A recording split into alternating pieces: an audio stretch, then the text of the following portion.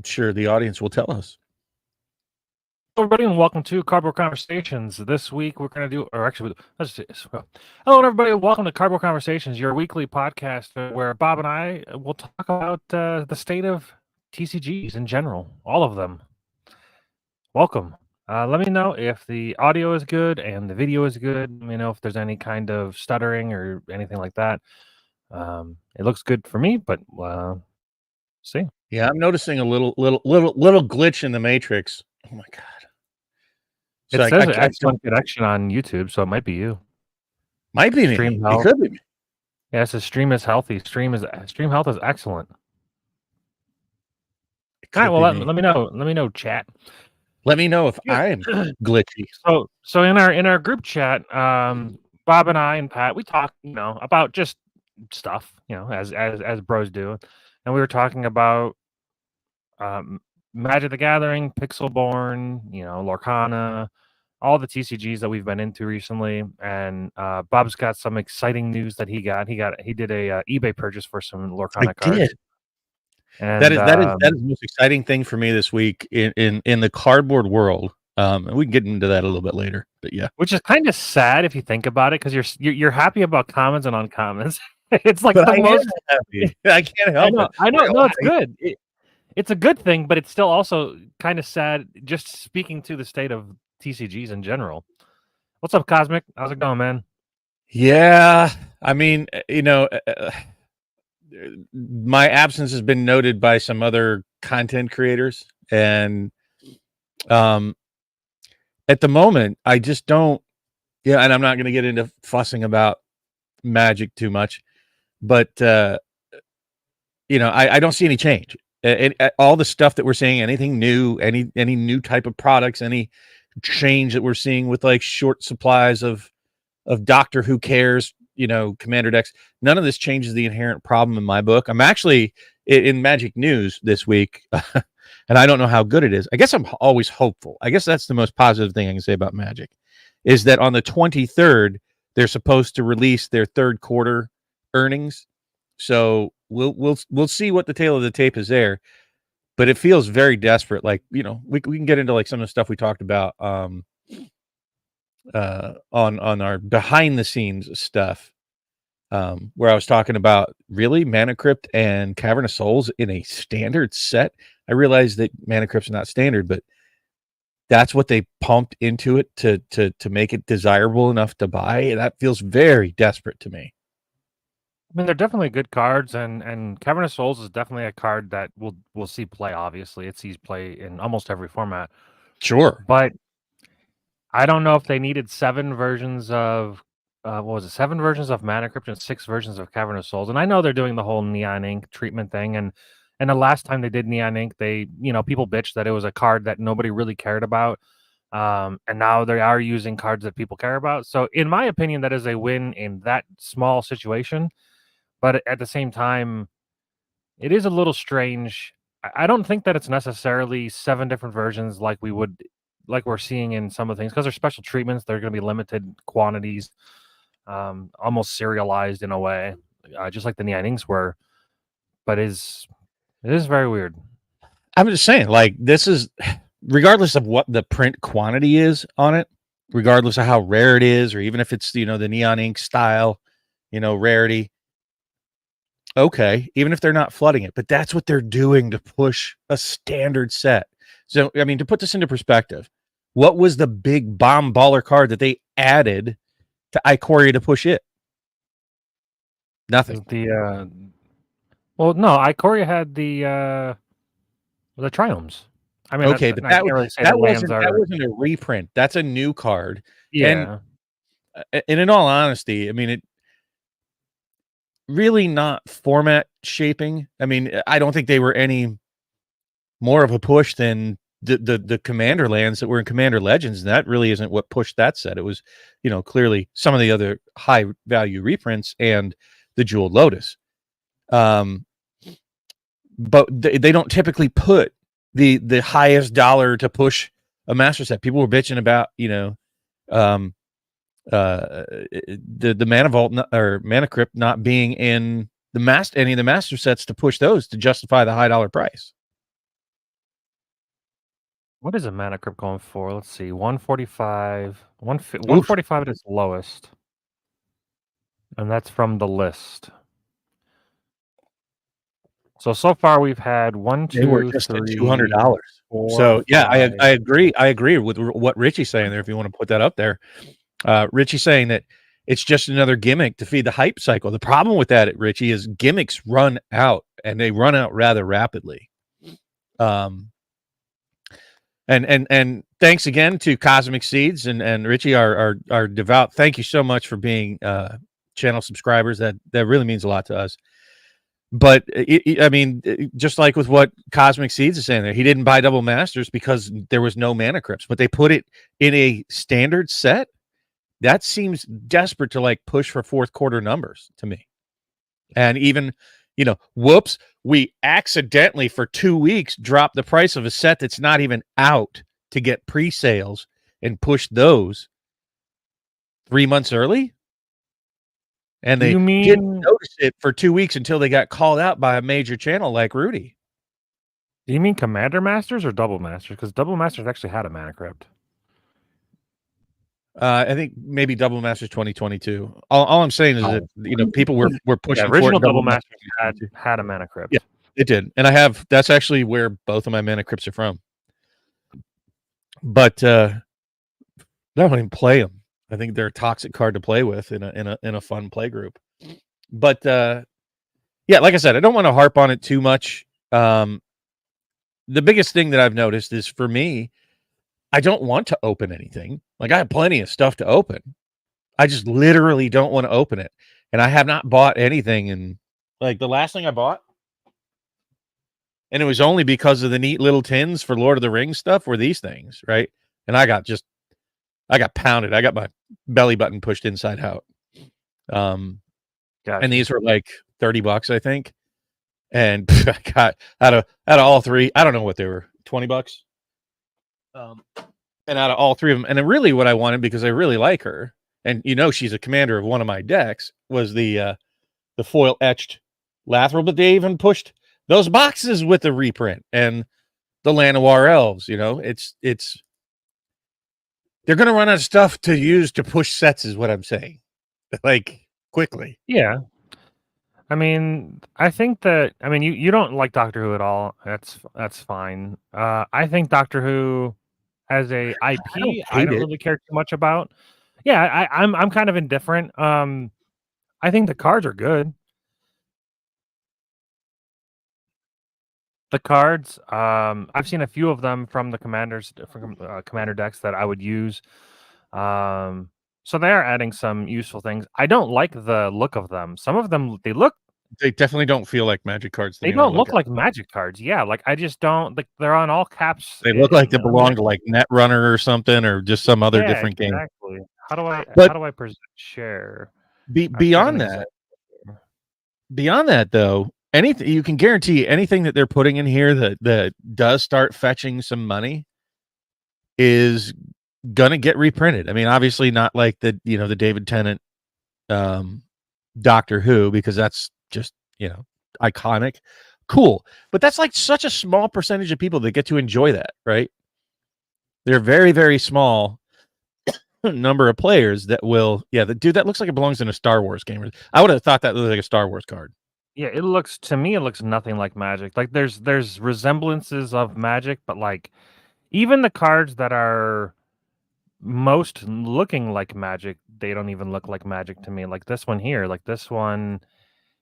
it has the the iconic mana at the top right. It's got the power toughness bottom right. But then why is legendary creature Time Lord Doctor in all caps? No other card, no other Magic card has that. Like so is the title, the top title too.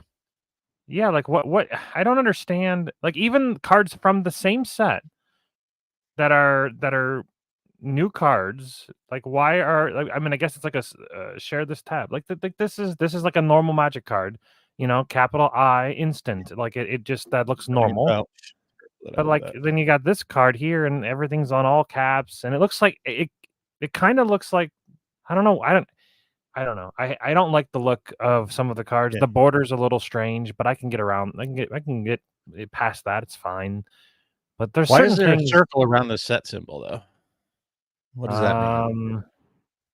I don't know, because I can tell you that this one doesn't have it. Yeah, I don't. I don't know. Maybe because it says, "Oh, I don't know what it means. I don't know why there's a circle there. And I don't want to like Because necessarily crap on the reason, product, because like I said, some of the cards are good. um, Uh, and we had that discussion about how like they've sort of painted themselves in the corner that they really don't have any directions to hype and push sets at the numbers that they're trying to achieve beyond doing one of two things: either pushing power creep or reprinting old valuable cards. There's not much choice otherwise if they stay in the same vein. We were talking about that, that um either you make new cards that'll be valuable by just, making a busted ass dual land or something that breaks the spirit of the reserve list or whatever. And that would certainly push sets. But the problem with that is it kind of inherently destroys Magic as a game. Like when you get you already witnessed it. You were already part of the game in a in a league where Nate came out with a turn 0 win for Commander for the season when there was money on the line. And to me, yeah, that was pretty baller. I'm just saying, as they get closer and closer to that being more normal, or turn 1, turn 2, turn 3 win, I'll be honest, that makes games pretty unfun when you're consistently winning. And that's what happens when you power creep, is that you just inevitably march towards shortening the games to where most of the people at the table, if you're a commander, will not be having fun. And in my opinion, there have been oppressive periods in Magic, especially as the power creep, rose, and you go anywhere where there's money on the line, or even just something as stupid as like a Friday Night Magic, right, where they're bringing in the most powerful decks that can win on turn 1, turn 2. And I remember this from like the Hatred days, right, where they would put a shadow creature out turn 1, turn 2, they Dark Ritual Hatred, you're dead. And all you've done is played one land, right? And the game's over. And it was pretty consistent, and that really turned me off to Magic back in the day. And as they approach higher and higher power levels, that's why they keep having rotating formats, is to try to say, oh, we're going to print baller cards, and then it'll power down because we're going to rotate those out. The problem is most people are playing an eternal format now. The vast majority of players are playing Commander, and you can't rotate them out. Now, I will say, when everybody's on the same page and they all build decks that are similar power level, it doesn't feel so bad when somebody has a really, a baller turn, say turn 1 win or whatever.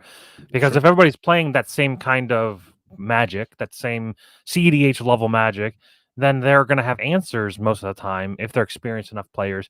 I think that the reason why Nate won, I don't think anybody expected a turn 1. I think they more expected a turn 2 or 3, which is funny to say because that is like basically the time you're like just starting to play. But in CDH, turn 3 and 4 and 5 are like when you win the most. But most of the time, somebody's going to have an answer for that because there's so much, free instant removal, and it's just nobody had it in turn 0 because nobody even got to play a land because he got to go first, so he won the roll. He had the nuts hand, and then he drew the one card he needed to make it the actual win because he actually didn't have it in his hand. He drew it, so it was like so many things that like just happened to happen. Sure. So what I'm saying is, by it's power not creeping, common. by power creeping, though, you're creating more and more avenues for decks to win earlier and earlier. That's what power creep is, and that's what it does, right? Oh yeah, And that's we were where it's talking about inevitably heading to, right? And you know, that's so you either print powerful stuff that you plan to reprint later, and it's just expensive, becomes expensive for a short period of time, then they reprint it and drain it. And that seems to be like a model that they can try to follow. The problem is, for any eternal or long lasting formats, you you keep putting these cards in there that are essentially going to destroy those, including modern.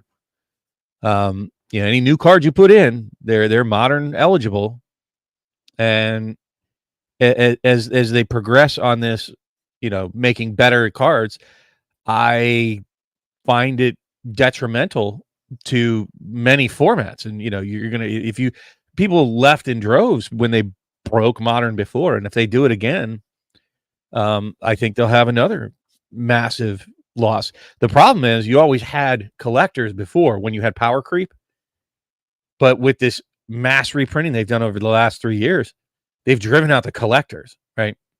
Even go listen to like Anger Collections. He buys collection. Go listen to Rudy. Go listen to Solar Games. Listen to anybody who buys people's collections. They're telling you that they can't even stay ahead of it, and they're offering like 50 cents on the dollar. That all these stores like Troll and Toad and others, Troll and Toad's going out of Magic period, and other stores are shutting down their buy lists. And often it's only for store credit. Yes, I think Rudy did a video. Rudy did a video on a buy list of a thing he was buying, or a collection purchase, and the guy had an entire full play set, or not a play set, an entire set of Innistrad, original Innistrad. And apparently the buy list price from Star City Games, or one of the websites that does a buy list that he uses his pricings on, it was $18 for the entire set. Mm-hmm. For every card, for I think probably one of every card, $18 was the buy list price. That's what I'm saying. But I wanted to highlight a comment that Cosmic Seeds said a little while ago that I didn't even notice, because I really haven't looked at the collector boosters, to be honest. They seem super overpriced. But it's a 15 card pack, and it says that there's 7 to 14 cards of rarity rare or higher. Yeah. So there can be in your 15 card pack, you can have up to 14 rares. That seems insane. Well, but here's the problem with that as well. Like, then they're not rare anymore. And rare becomes the new common at this point. This is ridiculous. I think 2 and 3 is fine, and it probably is borderline too money. I think 2 is, in my opinion, should be the highest, even in collector's packs.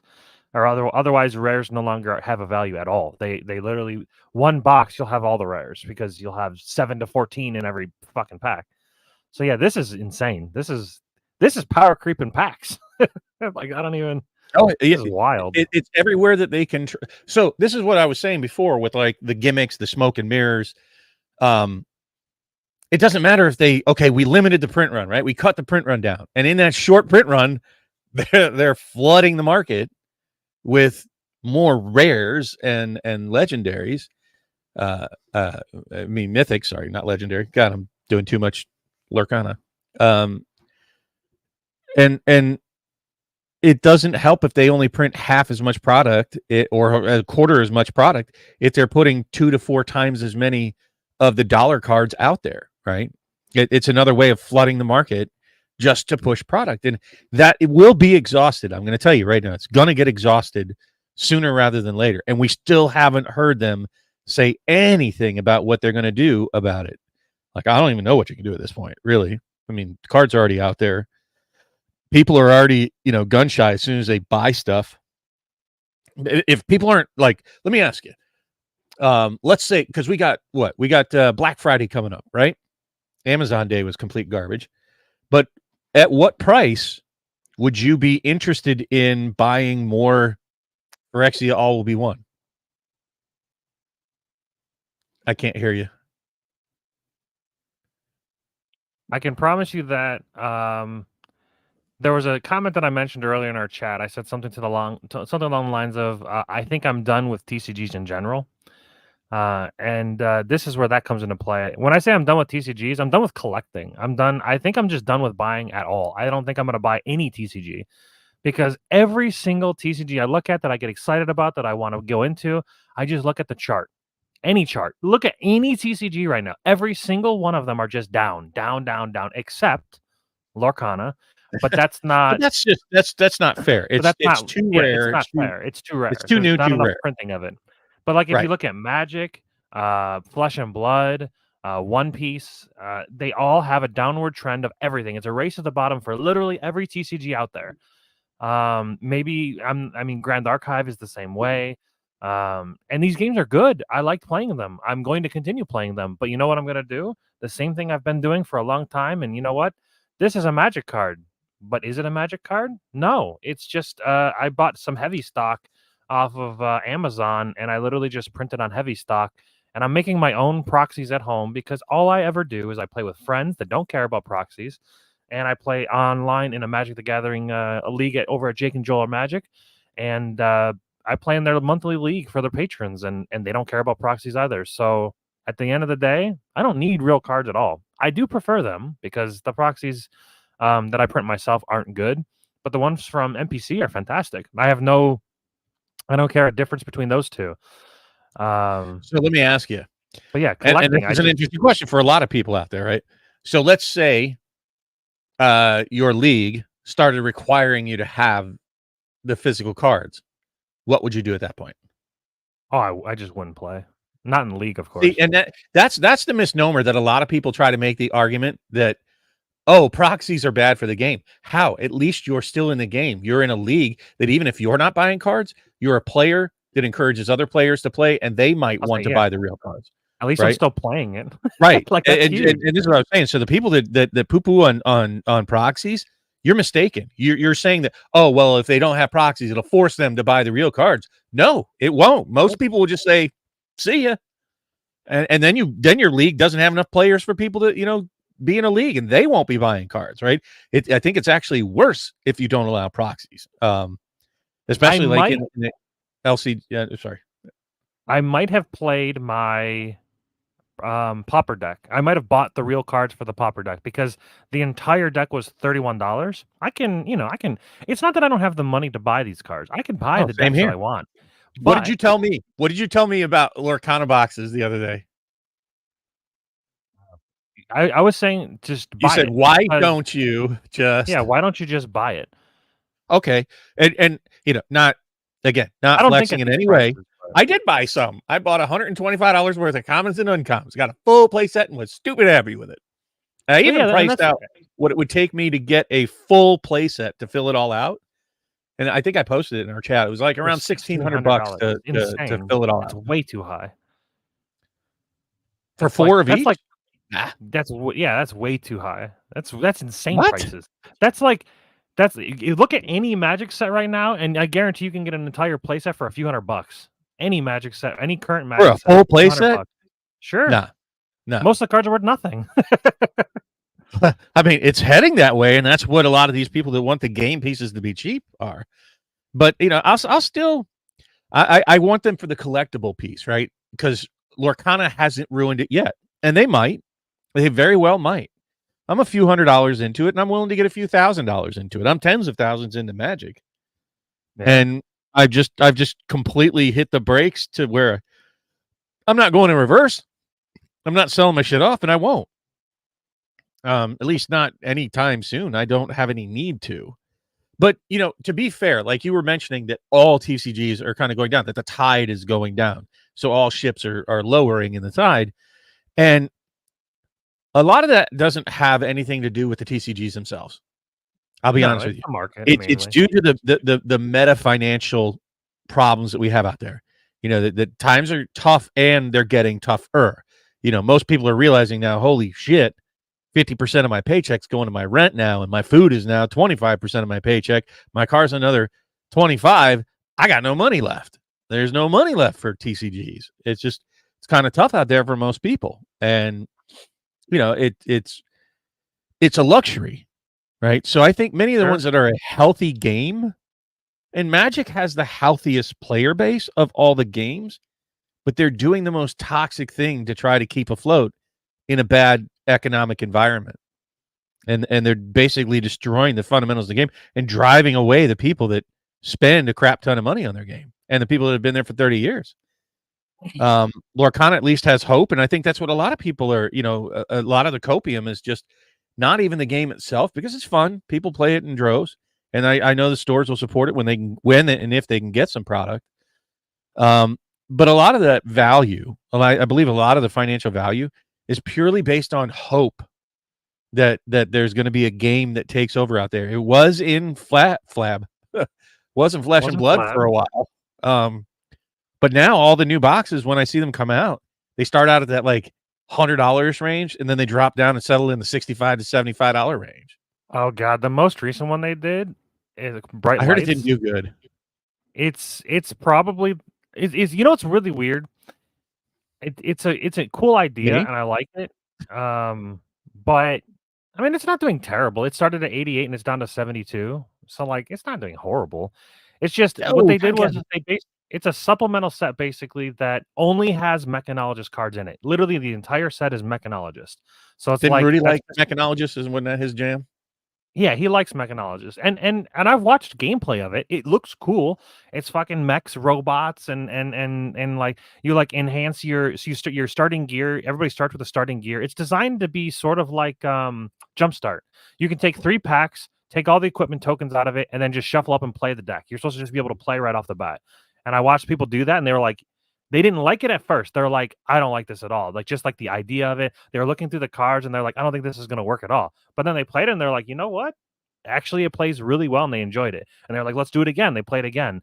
And as they started playing it, they're like, oh, it's really cool. You can like upgrade. You have like a starter set of gear that you have. And then like the cards that are in the packs can upgrade those. So you're like upgrading your mech suit. And one of the new guys that comes, one of the new heroes that comes out, you can like, depending on how many of the suit you have upgraded, he like gets stronger as you upgrade the mech suit that you're in. It's kind of cool. It's very flavorful, but I don't really care about the mechanologist, so the set means nothing to me. That's the problem. And it pissed me off because they did the same thing that Magic is doing, and it really put a What? What is this? salt The in one that had my the signed card garbage? No, I don't know. I don't think so. I don't see it as far as the pricing is concerned. But they reprinted a bunch of cards in there's like a special slot, kind of like the list. But Spring Tunic, Findel Spring Tunic is in that slot. And I didn't notice that, but when I opened the box of the volume 1, the reprint of the only white borders, and they said The that their history, only reprints they're going to do is white borders. They just reprinted Findel Spring Tunic in a normal border. You know what it made the price of that card go? Went from 200 to 120, and it's just fucking it's nosediving. Right now, yes. it's $71. This is what I say about on, reprints, man. this is what I say about any TCG. Anytime you open a card, if it's worth anything, sell it. You cannot hold on the cards. It's literally burning money. That's why I want to open all of this. In my brain, I'm like, I want to open all of this and just get done with it. Just open it all, enjoy it. Here's have fun. the thing with draft though is draft like anything So like fucking your what's that? I said it just feels so fucking bad opening anything. Well, It's like if you don't sell it, and there are ways that you can do it to get value out of it by like drafting with friends. You know, like using it as the like I don't like the idea of pre-con decks like as far as value goes. That's why I think they should all be cheap. Yo, new member. I thought you were already a member there. I think you just renewed. Thank you, sir. Oh, thank you, well, Richie. thank you. But what I'm saying is with the pre-cons, right? You can't play a dynamic format. Whoa, hey, I wish I had a dinger. Matt hates dingers. That could be misconstrued as something. What's that? A dinger? I don't have a dinger. Dinger could be something. I don't know. Sure. I mean, like ding, ding, ding. Awesome. Thank you. I wish I could. I wanted to highlight a comment real quick on Richie's comment here. He talked about back in my day, part of the deck building was waiting hunting cards, and I actually agree with that. However, there was something that changed my mind on really deck building and also proxies in general. I used to never proxy. Proxying is actually a very new thing to me. What made me start proxying was I have a friend, a very good friend of mine, who doesn't make a ton of money. And we started playing Commander. This was years ago at this point, but we started playing Commander. And I had these fucking, $1,000 decks and was stomping everybody with them. And the buddy that I had that was getting into Commander, he just couldn't afford building those decks. And to him, he wasn't enjoying himself as much. So one day he just showed up with a proxy deck. And I'm like, those aren't real cards. And there was 2 of us that were like, I don't know if I like that. And then he was like, well, the way I see it, he was like, at the moment, he was like, you're just kind of beating me with your wallet. And he was like, and yes, you could say that it's my fault for not making as much money as you.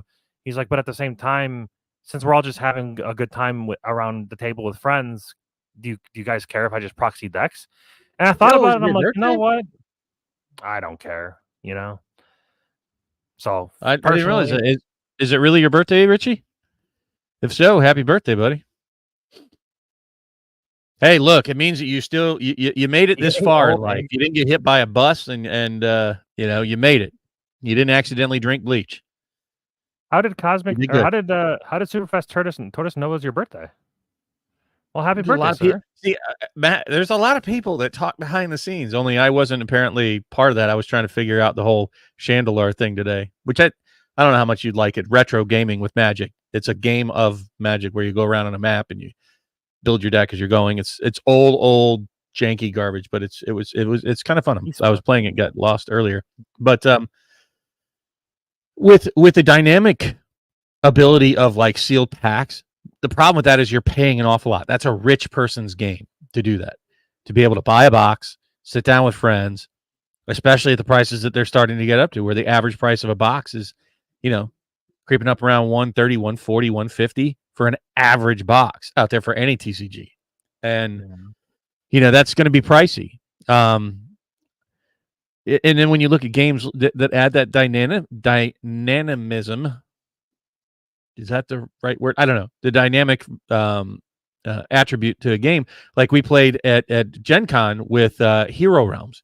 And the way you make that dynamic is that you just have a deck that everybody draws from. It's a deck builder. And, you have your turn to buy cards and build your deck as it goes. I love you too, Miss Sherry Vegas. But you know what I'm saying? There's that dynamic sort of drafting feel to it that the game, and I don't feel like they took too terribly long. And it feels somewhat fair. And those cards talk about just game pieces. $20, you buy the whole game. Done. Right? Yeah. And it was a fun game too. Yeah, there's tons of fun games out there that you don't have to drop $2,000 to $5,000 a year on, right?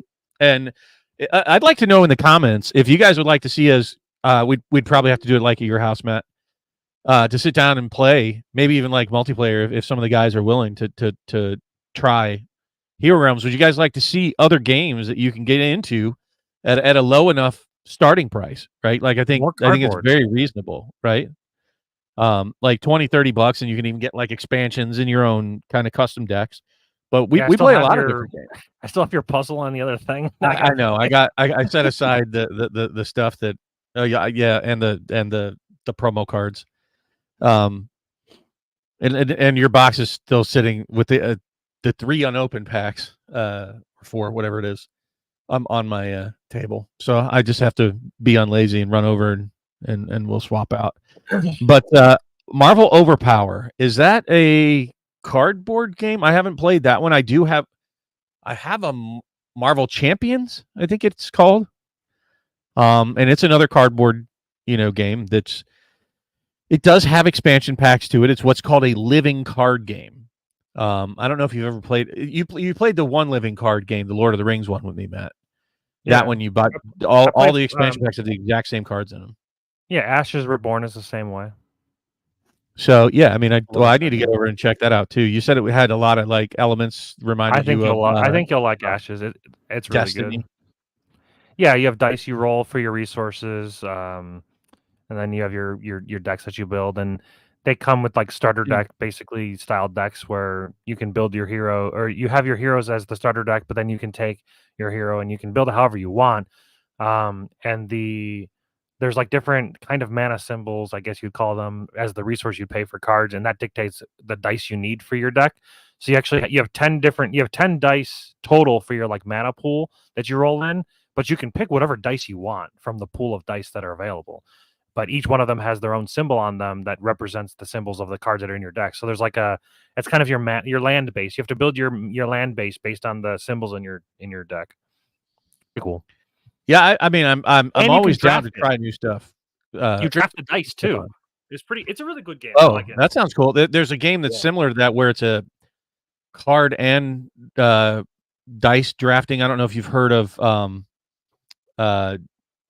what was it called? Thanos Rising and Darkside Rising. And they're co-op deck builders, but you recruit with your, like, if you go in and win and you attack, it's your team goes on your turn and goes and attacks, and if you're successful and you roll the right dice, you get more cards to add to your team, which some of them will.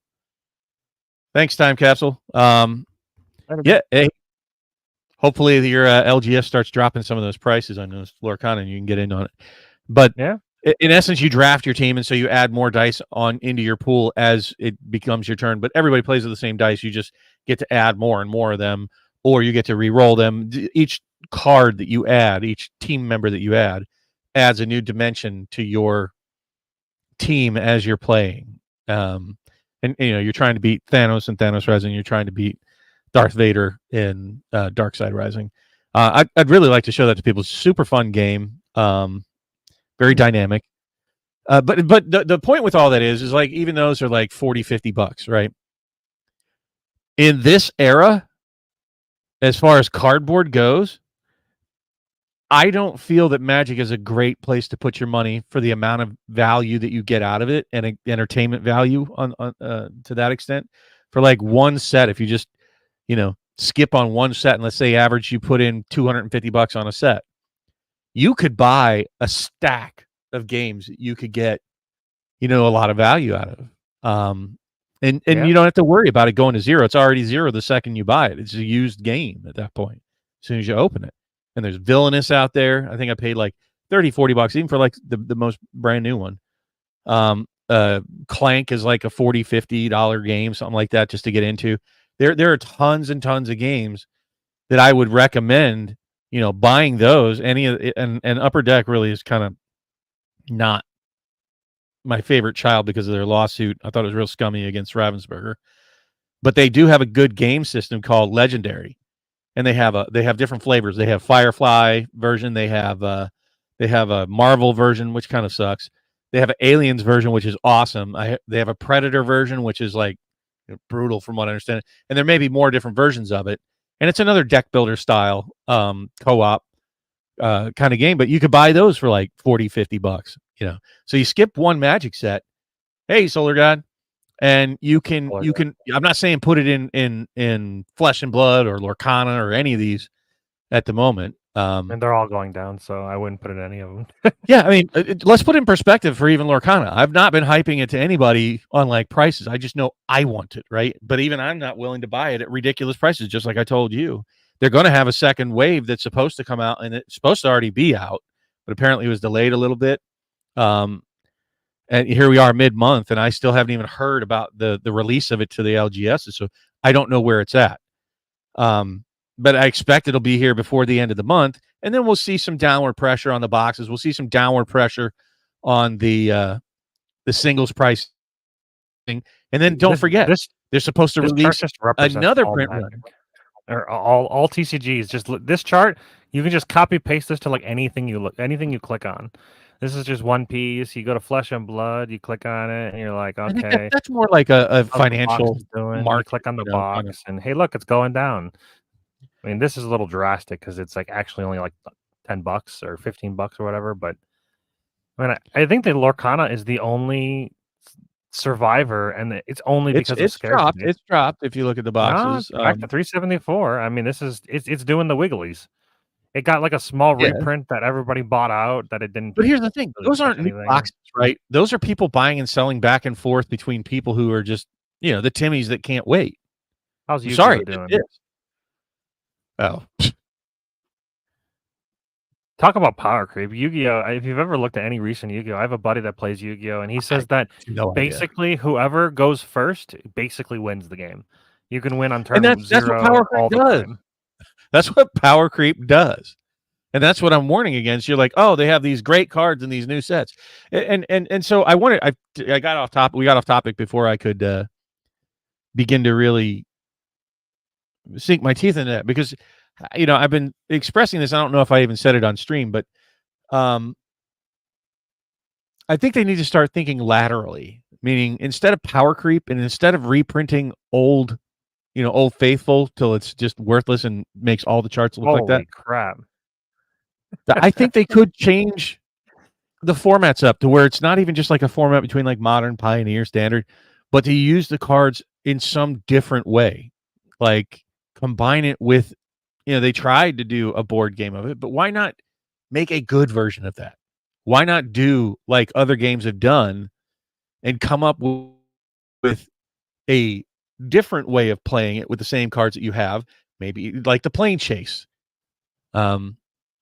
And I know the Plane Chase wasn't super popular, but they could come up with different ways of thinking. And I was just giving the idea, or when they came up with Arch Enemy, that they can put their creative juices and monies towards revolutionizing the TCG world, and instead of just power creeping, because it's like going back to Old Faithful. It's just what we know, so that's what we do. Oh, we'll just make super rare, one of one signed, with pretty girl perfume on it, or they just go to all anime boobies and it's all, waifu cards, and Hell that's yeah. just gimmicky. That's just the gimmicks will run out rapidly.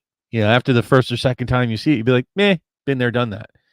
But if they make an engaging and fun way to play it that's different than the way that they've played it before, Commander really saved Magic. Really Oh did. yeah. It is And definitely the that's what I'm most saying. That was popular format. entirely different way of playing Magic than people had played ever. And, What happened here? yeah, This is a wonky because looking people chart. lost all freaking faith in the damn thing, and it wasn't even that pricey to begin with. But now, like, I'm going to bet that Wilds of Eldraine, that's what you're going to see most of, That's likely. what this is. And that, and like any jumpstart remaining whatsoever, is going to It's be on just sale weird for. how jumpy it is. No, most of them are like a solid straight line to the bottom. This is like excitement, no, excitement, no, excitement, no. A little bit of excitement, no. I don't know. Well, a lot of that tends to follow early on, like distribution waves, right? Like allocations and distribution, and as they Soul they Cloud's start hitting. popping off. I Sure. called this. I was wrong on this though. Moonshaker Calvary still $17. You were correct on that one. I still think it should be a few Well, I dollars mean, mythic, but bully. I'm wrong. My point with all that is this set should have been way more popular. Period. Instead, it's just gimmicky because all the money. If you look at it, like if you want to see where the money is, it's actually in the special versions, right? Yeah. I There's don't some even see the cards in special here versions though. here. Nah, I don't know. I don't know why that's filtered I out. don't know why it's not showing. Maybe it's considered a separate subset or some shit.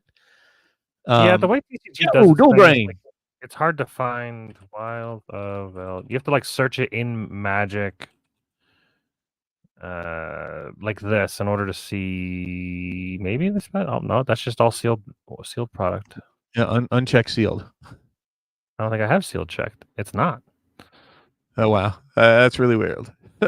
Whatever it is, I'm just saying that Anyway, the yeah. real money is in the like the special. What didn't they have? I'm pretty Here we sure go. they had. Here, now we're seeing it. Yeah, the anime $400 version. Ristic Study. Yeah. That's pretty good. It looks good. $230 smothering boobies. But this is what I'm saying. But here's the problem: when those are the only cards that have any value, like they suck all the value out of the rest of the set to be in just a few cards that just a few people get to enjoy. It's not the masses enjoying opening it. It's one guy somewhere. Honestly, I don't really like the idea that what Lorcana did. Like Sherry pulled two enchanted foils, right? And I watched. She pulled two enchanted foil. Dude, she pulled sick value out of 9 packs, but two enchanted foils. And those enchanted foils were better than Cassius Marsh opened a box, but just those two enchanted foils are worth over $1,000, right? And then now, how many people get to enjoy that? Very, very, very few. I watched people open cases and they didn't hit one, right? And it's like, oof, that's painful. Like even at retail, one case is $600, and they don't hit a single enchanted foil, and that's the cheap. Most of them are like 200 or below. I don't like this idea of all of the value existing in just one or two chase cards in sets. I used to like the idea, but I think it sucks the fun out of most people opening boxes, and it makes all the other cards worth that much less because it's just aggregating in a very few amount of cards for just a privileged few. Just like only one person in the world gets to enjoy the one of one ring. Yeah, I thought that was stupid from the get go, but I don't know. People loved it, I guess. They wanted to play the pipe dream in their head that they had the one of one and they were the special person, but it's not going to be you. It's not going to be me. It's going to be. It was some random. Well, apparently some random guy in some card shop, but then of course now it's Post Malone. He's got it now. Yeah. At least as far as I know, he may have sold it by now. But I agree with you, Tortoise, and I'm not always my feelings about things tend to evolve as time moves on, and I gather more data and I get more information coming in. And I agree, I don't know if you mean forced collectability, but more like forced scarcity, if that's what you're talking about. And Richie, yeah, man, go see a doctor. I went to mine yesterday. I don't enjoy going, but I did. Now I'm on blood pressure medication. Yay. Surprise, surprise. But if you take all of the value and put it in just a few cards, then most of it just becomes, not even worth being a paperweight. It's not even worth burning because they're toxic. What do you do with these massive piles of cardboard that are worthless? You don't play with them. They're not collectible. It's just a tremendous waste, and it feels bad for most people. You rip, say, 3-4 wrappers, and that was your weekly allowance of fun, and you got shit. You paid $30, and you got $3 worth of cards that you don't care about, won't play, and it just feels bad. Yeah. And I think that we need to change. We, as the buying public, need to kind of change the way we approach games. We need to change the way that we value things. Understand, none of these companies set secondary market value. We do, right? And the only way that scalpers and flippers exist is if you let them. If you are like me and have the money to buy the boxes and well, then you're part of the problem. And, none of us need it that badly. Just do like Matt did. Fuck it. Get a printer, make the cards you need for your friends, right? And that's really where we need to be with all these things, to control the market to where it gets back to a healthy state, and it's not just scratch off winning lotteries. I think that's what we as the public kind of need to demand and get back to. People are like, oh, they're game pieces. I would like them to just be game pieces. I would like the markets to not be just scalper flippers, cornering a market. I don't want all the game pieces to be 25 cents. I want it to be collectible again. But, it's like there's this cycle that happened where, the cards started shooting up, and which is bad behavior. And it made the companies act with bad behavior, and the scalpers came out with bad behavior, and we're spending money we don't have as bad behavior. And it's just a lot of bad human behavior, stupid human tricks, for a period of time. And we all need to come to our senses. And collectability is meant to be something that you're willing to sit on for a long period of time. You don't have to tell that to me, Richie. People who say that shit and just want game pieces to be 25 cents, they don't, because I'll bet you none of them play the card games where you can buy tens of thousands of cards that have plenty of game pieces that are worthless. They won't do it. They want the cards. The problem is people that say that's not true. They want to buy cards cheap and sell them expensive. That is the mantra out there. That is what the market is now in Magic, and that's why you have to race quickly when you open anything. Or even if you watch Anger Collections, he said, buying collections is a bad idea now, and he's even talking about not buying any Magic, and that's what his store lives on. And you're funny, Coach. I'll pump you. I mean, but, coaches, I'm excited for it. I'm not. I mean, listen, I'm excited as much as the market is. Did you buy terrible, it? I'm excited. No, because I'm not going to buy anything. That's the thing. Even if they bring out the most baller set of Magic that they've ever brought out, I won't buy it because it's just will go down in value. Right. So to me, and that's you never answered my question earlier. Like, what price will you buy if it's on Black Friday? And I want to ask you guys in the audience here. $30. Can we do you're in charge, right? Could you do a poll and do like, maybe at what percentage people would buy them and do like, we'll start ridiculous. Do like 70, 50, 30. At what point, what's your threshold to buy draft boxes of Phyrexia All Will Be One? Because it's like a set that's not on everybody's, lips, blah, blah, blah, blah, blah. I think it's a perfect litmus test. It's a perfectly fine set with good cards, fun to play. But is it worth it for anybody to buy it? Like, even if it's cheap?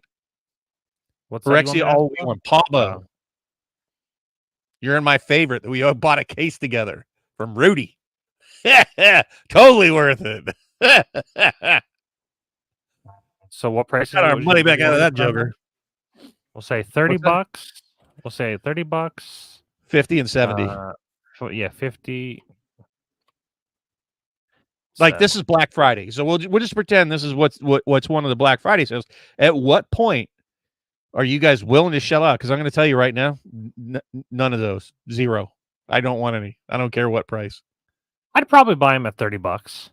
Okay, this is why I want to put that poll out there. Like, what is? Because I'm going to tell you, for me, it's zero. But I think that's even 50 because I never pulled the fucking the angel. But that's not a great idea because when you buy another box for 50 and you didn't open it, or if it, and look at it this way, if you're buying them at that price, realize that just flooded the market with that much more of it out there. So anything in there that you really wanted just went down.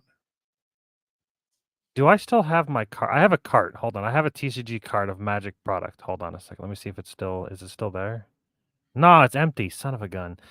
So there was one thing that I really wanted to buy. That I could get suckered into. I have not completed my set of Urza's Legacy foils, and I probably never will. But I love Urza Legacy foils. Like that, I'm very specific to Urza's Legacy.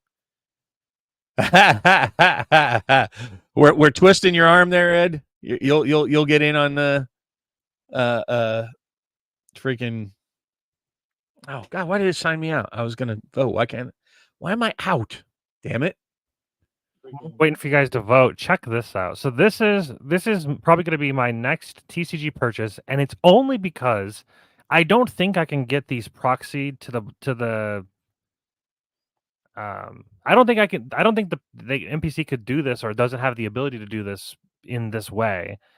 And it's fairly rare cards. These lands might be my all-time favorite lands of everything. I'll tell you. Wait a second. You poo-pooed on me about these. No, I did not. I most certainly. I literally. I think I have them right here in front of me. I have a playset in. I have them. So I don't know. I've been starting to use them, but I only have 2 of each. A playset. I'm taking them out. I want to buy. I actually had in my cart. It was about $200 worth of them. I wanted to buy X number of them. But yeah, I have a planes right here, and I have to tell you, out of sleeve, they're actually one of the most beautiful. I don't know if it's going to even pick it up. White shows up well. My problem is blue and black are really hard to see. Yeah, they have like this etched quality to them that really make them pop. And actually, I think they're a little thicker. They have to be. They feel thicker in the sleeve, and they don't curl nearly as bad as most others. Oh yeah, I don't even think they curled at all. But yeah, they have this like texture to them that is really appealing, eye-catching, like an embossed. I don't know, but yeah, they definitely are my all-time favorite lands, and I would like to get not playset. I wanted to get 10 of each, and that would run about. I already have 10 of each. Because I opened 5 of my 6. Yeah, you opened a lot of them. Yeah, the lands are about $2.50 each for the majority of them, but for some reason, swamps are $7. So I don't know why they're so much more expensive than everything else. But even like I said, take a look at the swamps. They're tough, man. Islands and swamps are both really difficult to see the mana symbols on when they're like in a sleeve in a deck. I played with them like, wait, whoa, they were kind of hard to. See, I was like, of the people said that they wanted $30 for the fractional. Now understand, I'm asking with that, and that's kind of what I expected. I wanted to go ridiculously cheap, where people be like $30 for a Magic box. Yeah, you might as well. I won't. Like, would you buy? All right, now we could just, and I'm not going to put it to poll or ask Matt to put it to poll, but let's swap that out with Dominaria United Jumpstart. At what price are you willing to buy that? I would buy almost any normal draft box for $30. Actually, you know what? I would buy any draft box for $30. I would buy any set box for probably $50. I would buy no Jumpstart for any dollars. Not $5. $5 a box. Maybe the original Jumpstart, I guess. Well, no, not the original. I'm talking about Dominaria United Jumpstart. Would you buy it for $5 a box? I mean, right? Yeah. And I'm with you, Ed. And in all honesty, it's just because they've not changed their course. I didn't want to get into a bashing thing tonight. That wasn't what I wanted to do. I was trying to stay on track with like, hey, here's some other options that we can get into besides Magic. Because with Magic, there's really nothing I can do at this point with it. I'll be honest with you, until they come out and say, whoops, we fucked up. We shouldn't have reprinted so much. We shouldn't have overprinted so much. We shouldn't have made so many variants. We shouldn't have done all these things, and we'll be more transparent, which you know what, folks, I don't think that's coming. Right? I think they're going to try to just do it in the background until they realize shit's not working and money, they're just hemorrhaging money. And they'll try to keep doing something gimmicky and flashy to grab all the the short attention span of a gnat freaking people out there, and realize that when they're buying these boxes at $100, $150, and as you see the value of the boxes for all of us here, well-informed people, $30 is where the real value is. That's where the real market value is. So they when you reach too high, Icarus, you tend to fall from the skies, and that's what we're looking at. Yeah, I have a question to the chat, and I have a question for you, Bob. But Rudy keeps talking about the variants are killing Magic, and they're horrible. Nobody wants them. Incorrect. I want them. I don't understand why people have this, like, why are people poo-pooing on variants? Why does that matter? If you just if you don't care about the value of cards, but you care about what the card looks like,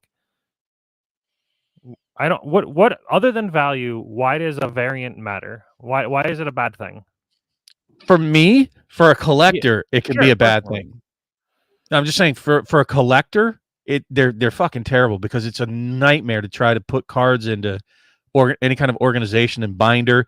It's confusing because oftentimes, like, for example, what's funny is one of the I believe it's the rarest. I did the math with Bobby Z, and the rarest, which should make it the most expensive version of the mythical archives from Strixhaven, were the what they call them, not foil etched. Is it foil etched? I think is what they called it. So you have the full art foil, and then you have the full art foil etched. And the full art foils were actually, by numbers, more common. The full art etched were actually rarer, and people didn't like them simply because it was too confusing, because they didn't want to lose value. They were skeptical of losing value. So what's funny is they became even cheaper in most cases than the plain version of it, just because it was just too hard to tell, right? And it's a bad and confusing thing that they did there. And I think with a lot of the variants, first of all, like, it's a complete turnoff to me with the Dungeons and Dragons, what do they call that, rule book art retro look. I thought that was terrible, and there are many of them that I think just look awful. And whenever you start getting edgy with things, you're going to turn off a portion of the audience. I don't think there was anything wrong with the basic foiling. And then, Bob, there's differences between the Japanese versions, US. Yeah, like, true. I get it. And then if you really know what you're doing and you can really tell, like, I have 4 Japanese printed Smothering Ties. I thought they were fake because of the way that they feel, but they pass every other test. And then I grabbed another Smothering Tie that was a US printed one, and I'm like, holy shit. So there's even hidden variants, but that's not really WotC's fault. But when they inject these variants, it just makes it a nightmare for anybody getting into the game. Somebody that doesn't want to invest hundreds of hours to figure out, am I getting taken by buying this summer version of Magic? Am I, when they don't really know how to detect things, and they don't really know how to look at things, and they go, well, fuck it. I don't, once they start even understanding that there's 25 different variants, and they get all excited, like, oh man, I got the special version, etched foil one. You're like, yeah, it's worth less than the basic one, because there were a billion of those printed as a add-in, right? And that's the problem with so much variance. Is for anybody collecting, it's a nightmare to put away. For anybody getting into the game that's new, it's very difficult for them to try to understand value for trade, for buying, and it can feel bad. It can feel very bad. What is it about sorcery that people like? I don't understand. We haven't really talked about sorcery much in this channel. Beyond me, man. I'm not touching sorcery with a 10-foot pole. I think it's like a flash in the pan. I like And some of the concepts that they're doing. Like as I heard, they're not they're not doing 50 different boxes a year, right? It's like this is just the second product. It's been around for a while. The first product was only the um, Kickstarter or something. So I kind of like that they're not flooding the market. That's about it. The art's okay. The cards aren't particularly appealing. It have any doesn't scratch any particular itch for me. yeah, Um, I watched the gameplay of it, and I didn't get the appeal. The gameplay doesn't seem, and then they kept goo goo gagaing over the art, and I was like, I don't think the art's terrible or anything, but it's not. I don't know. I look at the Ristic study, or actually the Omniscience. Omniscience was like beautiful. Like actually to me was like very striking of a card for the confetti foil Omniscience. Where did it go? I just had it up the other. It's not showing up at all. Why? I'm Okay. just going to say this about like artwork on cards. I hate to say it, but that's not where value is. Once upon a time it was, but everything's mass printed now. Everything. And in an age where you can just take the art, download it and print it yourself on high quality printers or just put it up as your background, it's not like buying framed art like Rudy does, right? I hate when people say, "Oh, they're little art pieces." Not really. They really aren't. Yeah, There's I don't artwork get on it. them, but Sure. it's not particularly valuable because you got a 2-inch by 3-inch piece of art. Yeah, MetaZoo, dude. Come on. Does See, like anybody here really believe that MetaZoo is going to survive? it actually is doing pretty well of all the TCGs. I was Okay. looking at the Do you boxes. It actually really is think going it's going up. to survive? I don't know. I've never even played the game. I have Exactly my cards, point. but like Okay. this to me, this is way more appealing than basically literally any sorcery card. And I get it. I get it that art is all about what you like in cards, but I look at these and I'm just like these these don't do anything for me. I don't. I mean, Battle Mage looks okay. I don't know. I guess I'm not trying to poo-poo on sorcery. I just don't get it. Like, a lot of people are like super hyped about it, but Look, I'm you're like, it's asking just me to look. You and I don't always agree on stuff, but I don't get it either. yeah, It's I don't get it. not. Which is Yay, interesting because everything's I full play art. like Cool. Wyvern. Wyvern doesn't even have great art, but it's a good game. Like the old Wyvern CCG, like it. Filling niches, I don't think, unless you have really small print run numbers and you have really low overhead, your game's not really going to make that much money. Sorry, it's just not. Honestly, if you want to bring up the artwork of this artwork doesn't look terrible. It reminds me Yeah, of this old is old D&D. Wyvern art back from the day, 1994, Sure. and this isn't bad. It kind of reminds me of sorcery, but this is just like, well, I guess sorcery is Yeah, more modern old art because like this is old art to it's me. This modern is old art. well, that's what I was saying. Like it looks like this is like a modern take on old art. Like this is like juiced up old art as opposed to this is what old art used to be. Like this is to me what classic like a Yeah, can classic you bring up TCG MECCG? MECCG. What is that? Yeah, Just ME? that is Middle Earth collectible card game. Oh, Came out in 1995. I actually have 2 boxes I bought from 1995 still. Sealed upstairs. No, they're down here. Kind of a confusing game to me. It's not. I mean, it's dead, but again, that's the one I think of whenever I think of a dead game. Never really took off, and yeah. See, I couldn't even tell that you switched games from Wyvern to Lord of the Rings. Right? Can you blow some of that up so you can like get a good look at it? yeah. I was trying to see like a If you better right click on card. that, if you right click on the one that you have in the highlighted window on the right, if you right click on it and say open in a new Yeah, browser, I'm doing. yeah. I just had to find a card that I wanted to look at. Basically, I don't know if I really want to look at this one, but this is the one I clicked on.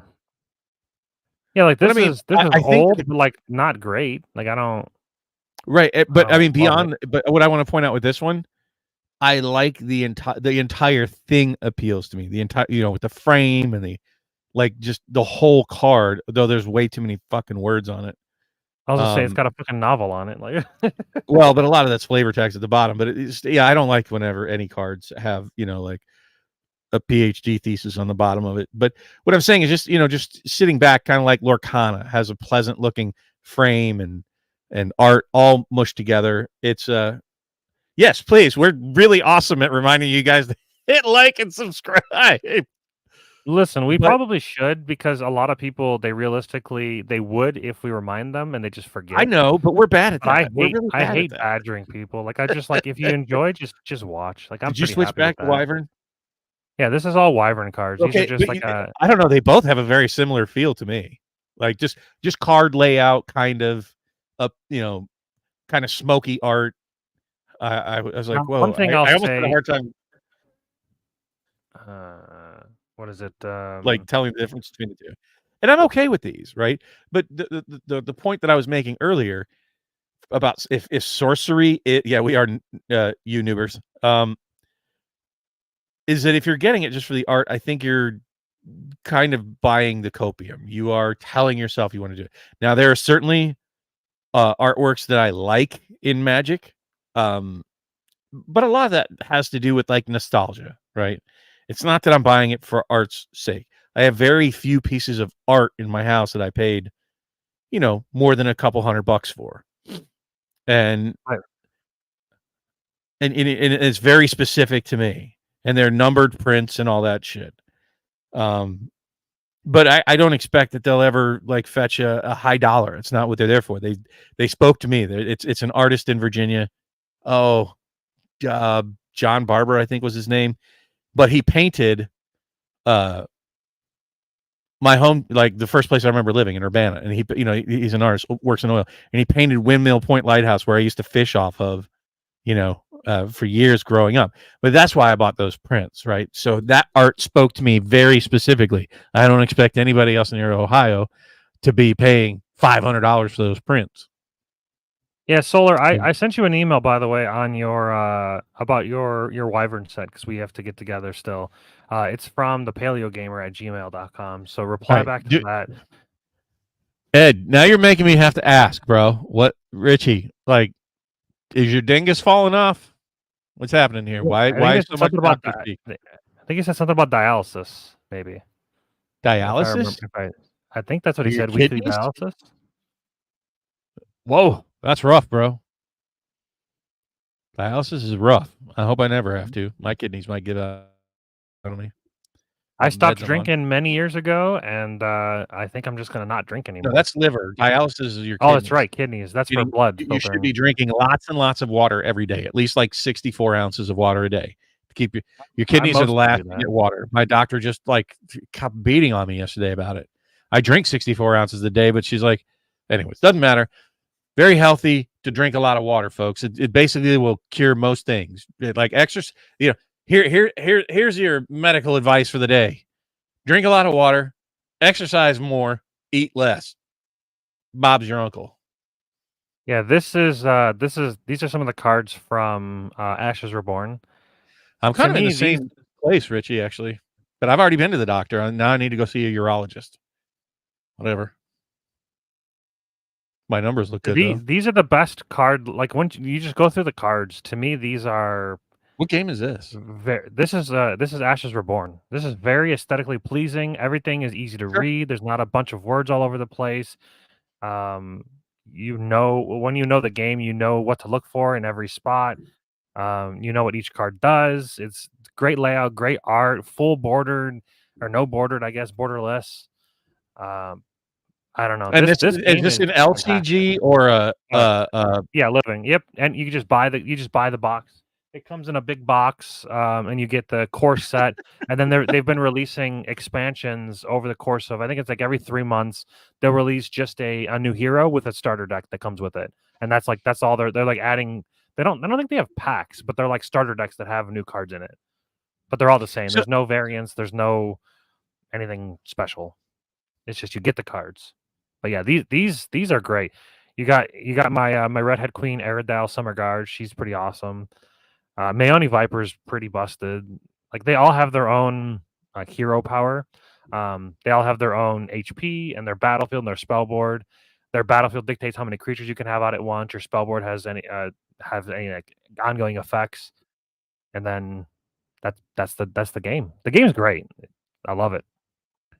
Well, and that's kind of the point of tonight's show. Matt and I, there's been a lot of talk about it, and I bet you a lot of other people are thinking about it too, whether they're willing to say it publicly or not, that TCGs are not in a great state. It's for any of them, even including Lorcana, which I like. But none of them are in a great state. You have some corner cases, and I want to comment on like what Solar God just said. He dropped another 150 on sorcery foils. Look, if you're doing things responsibly, God bless you, whatever you want to do. I just bought $125 worth of freaking commons and uncommons for Lorcana. Could they be cut in half? Likely when the next releases come out. Sure, don't care. So I lose $60. Big deal. Even if they go to zero, the game dies. Which none of these ever go to zero. But I'm happy to have them. I'm willing. It wasn't a $125 investment, right? And I think that the days of trying to invest in Magic, I'm not going to say it's impossible, but it's very difficult to make any money or expect it to go up. Now, it just, a lot of it is based on, like the trends that Matt was talking about. A lot of this faith in TCGs and money in TCGs is evaporating because times are getting tougher out there at the moment. Do I think that the financial markets will eventually turn? God, I hope so. I'd like to retire. If they don't, we're all in much bigger trouble. You probably won't see us on YouTube for that much longer. But we wanted to point out that there are other avenues to get into enjoyment out there. I would like to figure out a way to do it online, even remotely, with a lot of people. There are ways, like if you've never heard of it, over on Steam, they have what's called Tabletop Simulator, and basically any game you can think of, somebody's got cards or game pieces or whatnot that you can just download the files and play on Tabletop Simulators with your friends across the world. So I wouldn't say sell.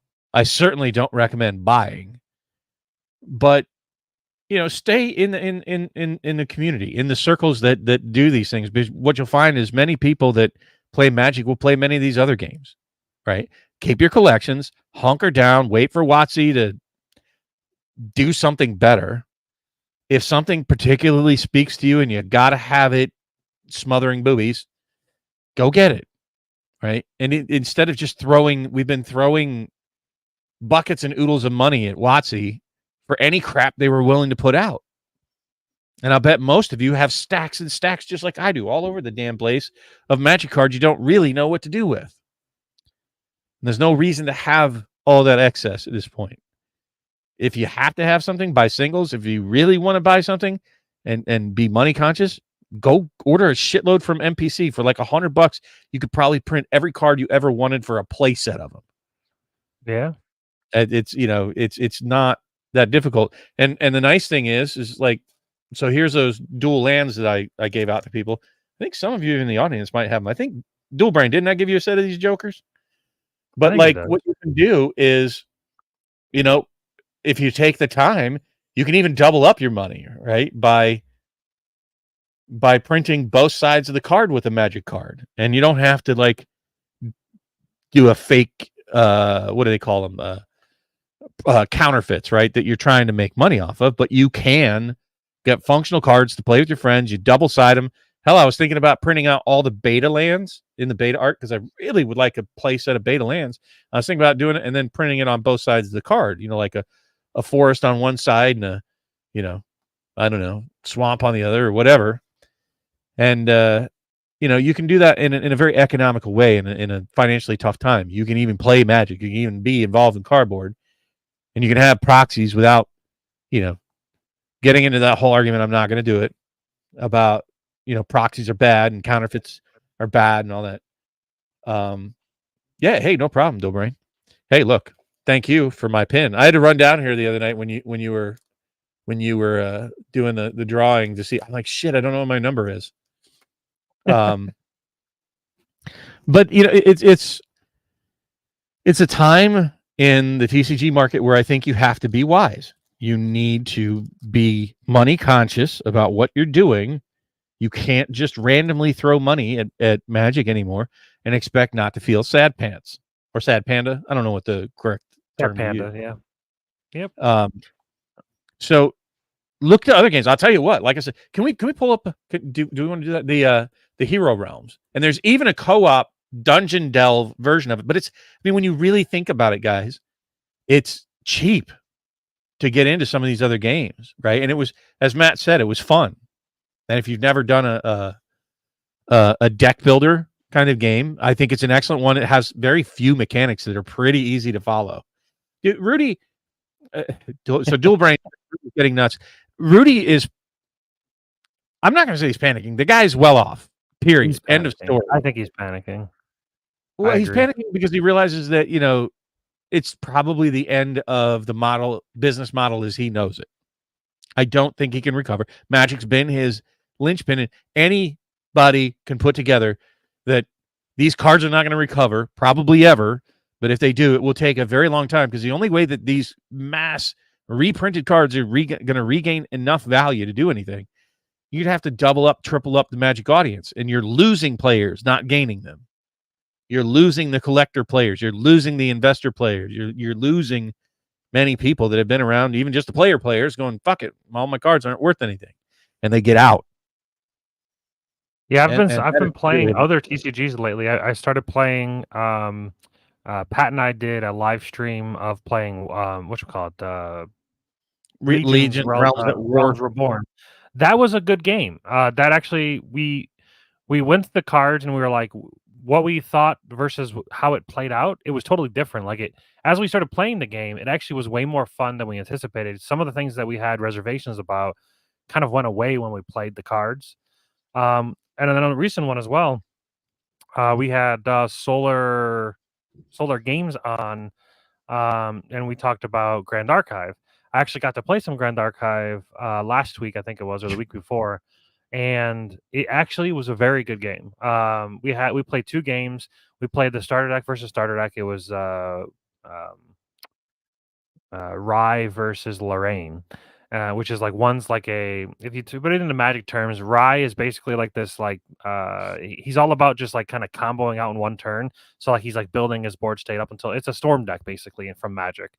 And then Lorraine's more of an aggro deck, a low to the ground creatures and whatnot.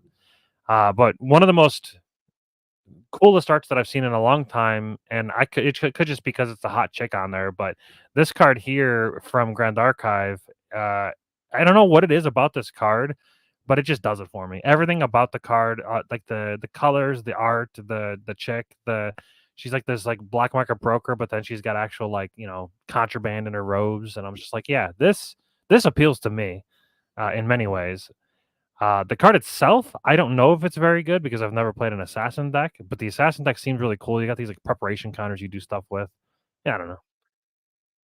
And then you were talking about it leads into what we were talking about, you know, and what was the cost on all this? Like, what would be your total buy-in cost if you wanted you and 3 of your buddies to get involved with it? The starter decks are about $20, and you could play right off the rep. So it'd be $20 a piece. I spent I think it was 115 shipped to buy a booster box and 4 starter decks. So that's pretty damn good value considering. And I didn't make a ton of money on my booster box, but I basically broke even, and nowadays that's a win. Yeah, not losing 70% is a win. I've heard a lot about Grand Archive. The problem with Grand Archive for me is I don't think again, it's one of them that doesn't have a low entry point, and certainly Lorcana doesn't. And you know, I've said over and over again, I don't think it's a great time to buy Lorcana, not until things smooth out. Grand Archive has a low. That's what I'm talking about. This is Grand Archive. You can get in for $20. Oh, that wasn't the Legion Realms at War? No, that was Grand Archive. Oh. You know what's funny about Legion's Realms at War? The starter decks, they have this. They say it's the art of yesteryear, and I think they're trying to do the same thing as Sorcery, where they're trying to like pull on the heartstrings of old style art. The newer cards don't have that same art style. I don't like the starter decks. I started looking through them. I'm like, oh yeah, I don't like these at all. The Warlord of the deck is good look. It looks good. It has like modern art. I like modern art. I guess I don't like old art. Retro art, sure. But the newer cards from the newer sets, they have all standard art, like the newer, better looking art. So I'm just like, I don't know. But either way, yeah, the Black Market Broker that is from Grand Archive, and yeah, it's a good game. It's got a lot of it's more in depth than I thought it would be. I thought it was a meme because of the name. I think the name was a mistake. Weaves of the Shore is just stupid. I get it.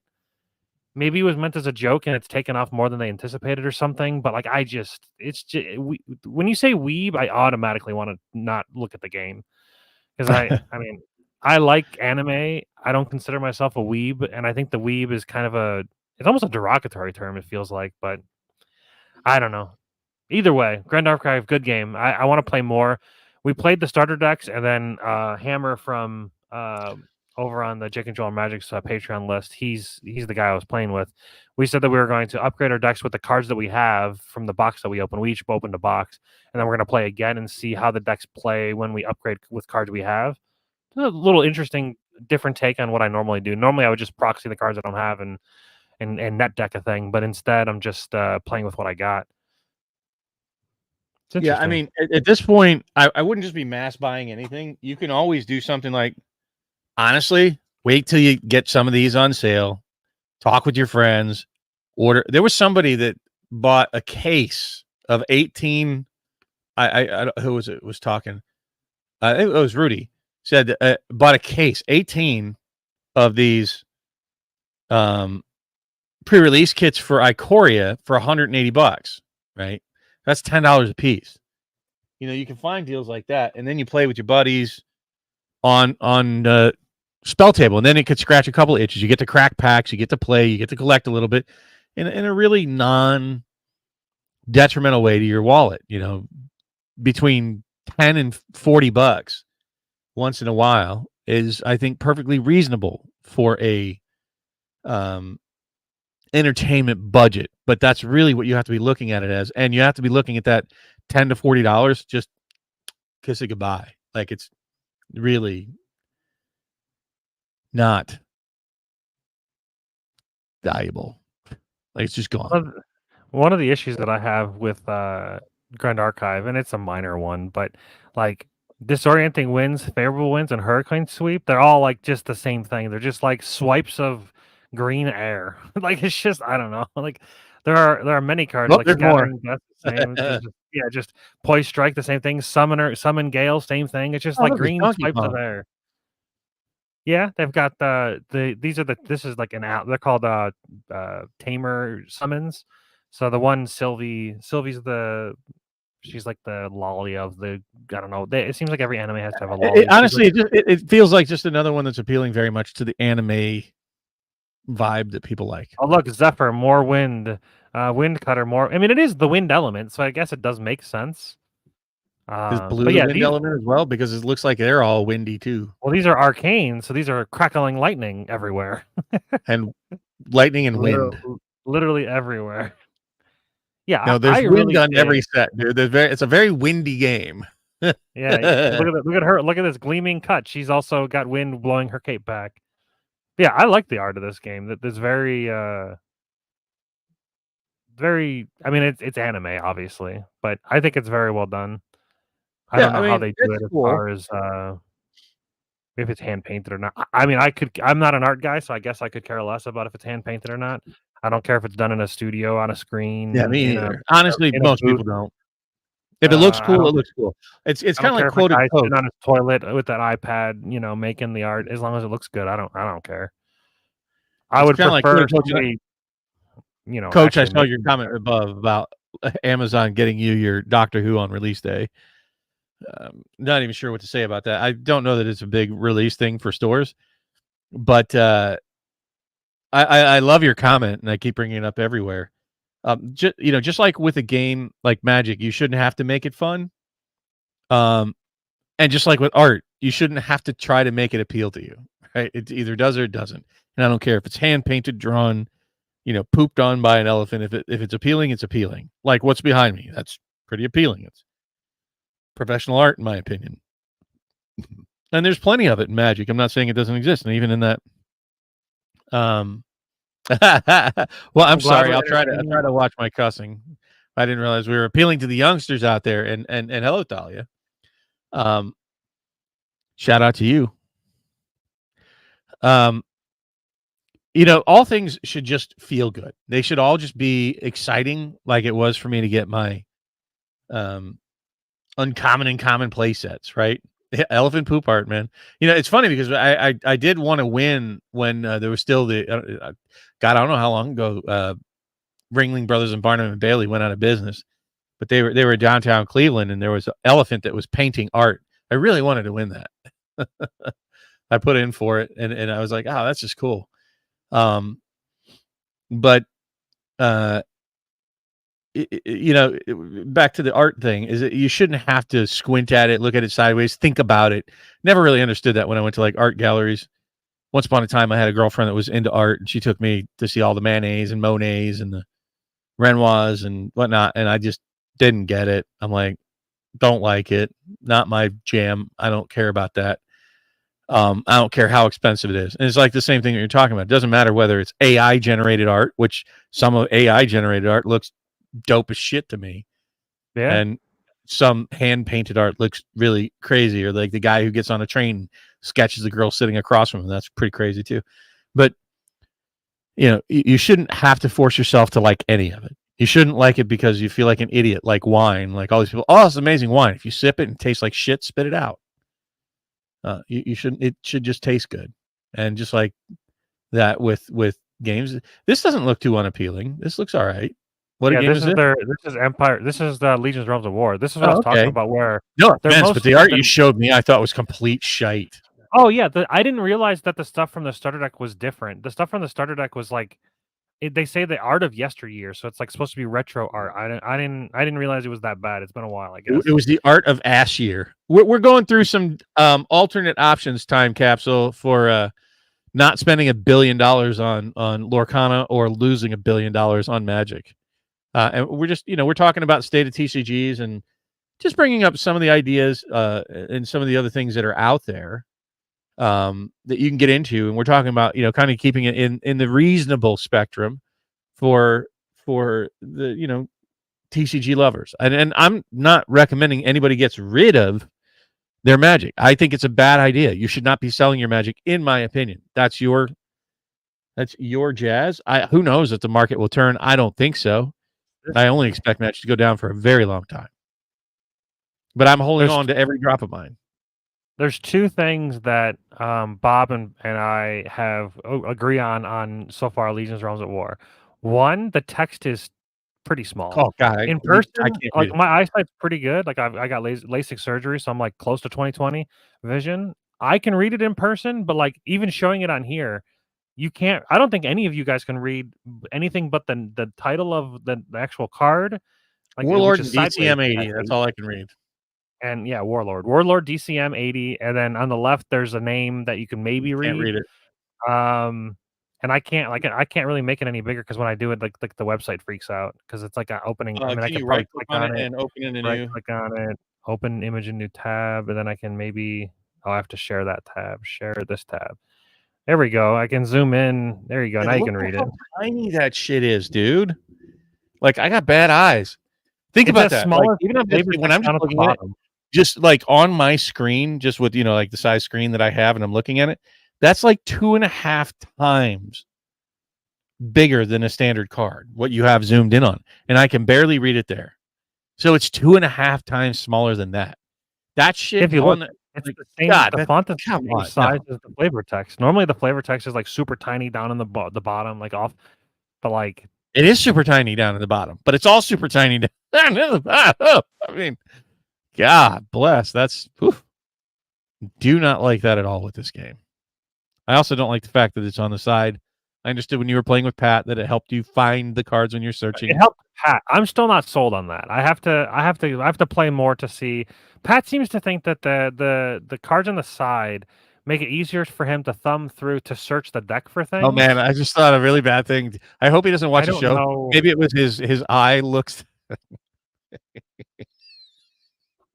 But he was. Love you, Pat.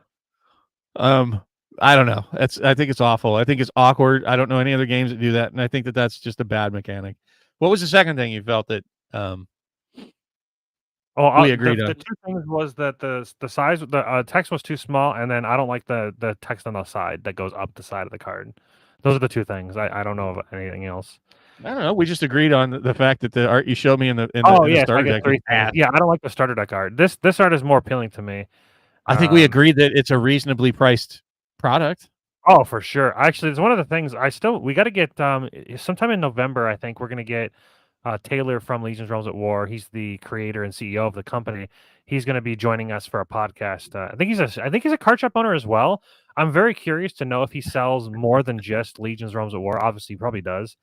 I'm curious if he has any takes on like Magic the Gathering and other card I'll games say like something that. I don't like. I can say just looking at it from here, you got some giant ass symbol on there that I just the big circle thing on every card that just annoys me. Whatever that It is. is important. It's the Okay, faction fine, but that it it just belongs kind of like to. like The I can't read yeah, the text, but by God, I can see this symbol.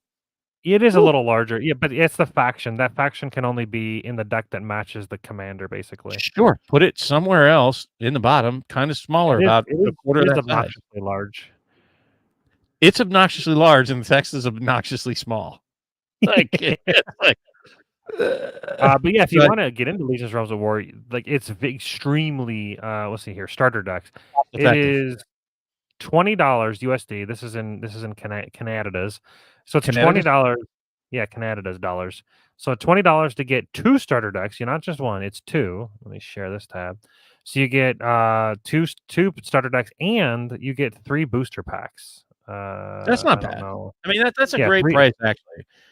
Like, Yeah, 2 just full decks. You get the Warlord, the starter decks, and now, well, I will say that the art that you're seeing here, this kind of art here, the Warlord will look like that. The Synergy maybe will look like that, but everything else has like they call it the art of yesteryear, which oh ooh, wait. this So you looks don't get this wild. art in those starter decks? All right, scratch that, folks. Don't buy those. No, you get the starter deck art, which I don't know if The it's like starter deck it, art is ass. let's see if I can find Why don't they have the starter deck art? Like, that should, like, if they're proud of it yesteryear, why the hell isn't like it at the top of the screen? It means they're trying to hide that shit. Revolution cards. Let me just Google it, I guess. I think that some people will enjoy it. Maybe the people that like sorcery would like it. I don't know.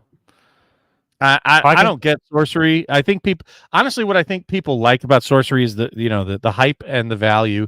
And if it goes poof, then they're not going to like it anymore. Look at that. Our SEO is on point. Pure MTG and Carboras. These are the top 4 videos for this game. Hell yeah. We're the leading content creators for Legion's Realms at War. We might be the only one. No, Are that's not true. Are you out there, Richie Dubs? Hey, man, make sure you go see the doctor. Seriously. You know what? I don't know what I'm doing. I have a starter deck literally sitting to the left of me. Hold on. Yeah, I just like right show him some of the art, yeah. dude. It's just hideous. I'm like, what 5-year-old drew that? It's so bad, folks. Blow yourself up. Make yourself big. Don't hide it by being a little tiny over there. I know. I'm working on it. So I don't know. This is like the style of art. That is a junior high school art class with D&D. That is like high school art class. See if I can find the orcs are pretty bad. Hold on, let me get to the orcs. No, get some of the really bad ones. Here's the warlord. The warlord looks fine. Yeah, and then you go to the synergy, which just looks like it just looks so different. What the hell is that? It's like some sand and like a rock, maybe like a cave opening. Hold on a second. Here's another orc from the orc army. It's just it's the art from yesteryear, you know. No, it's not. It's the art. It's the art that he had in his art sketchbook from high school. You know, it's like somebody wanting to get into art. Oh, come on. But that's not even the worst art. You got to show them like the really bad art. There was some that made that reverse polarity card look great. There's some that's even. There's some that's worse than that. It's like, oh my god! Oh, come on! How did that make it through proofing? I mean, this is potentially the style they're looking for, I guess. I mean, Metazu is hyper stylized, and you're not going to get me to say either of the arts are good. Oof! Come on now. I don't know. This is a choice. What is this? This guy's he's like eating It's like a a chicken choice. leg or something. It's full art. Look at that. You can see his little booties. This is just. What was the other color? Was there a yellow one that you had? Because those were like super bad. Yeah, it's not near me. Oh. Let me see. I have the Well, demon you deck get and the the art basic idea, and deck. that was actually some of the better stuff that I saw. They showed me. I'm just like, oh no, no! I can't believe you printed that on cards. What's going on here? I It looks almost don't know. kinky. It's like I like the cheesy ghost. If you see the one that's under the red chick's arm, it's like some peekaboo ghost from Pac-Man or something. I don't even. Wow, He's like so throwing up bad. some holy juice or something. I don't know. So bad. He's got bad breath. It's the bad breath demon. I think this is like a tower Come crumbling. on. Come on. This is a joke. It kind of looks like ice cubes. Yeah, it's not my favorite art style. This is like a Like, pair of scissors cutting a what? string. I don't know. With explosive. They're really cutting hard. Severed connections. They're cutting the string. Hold on.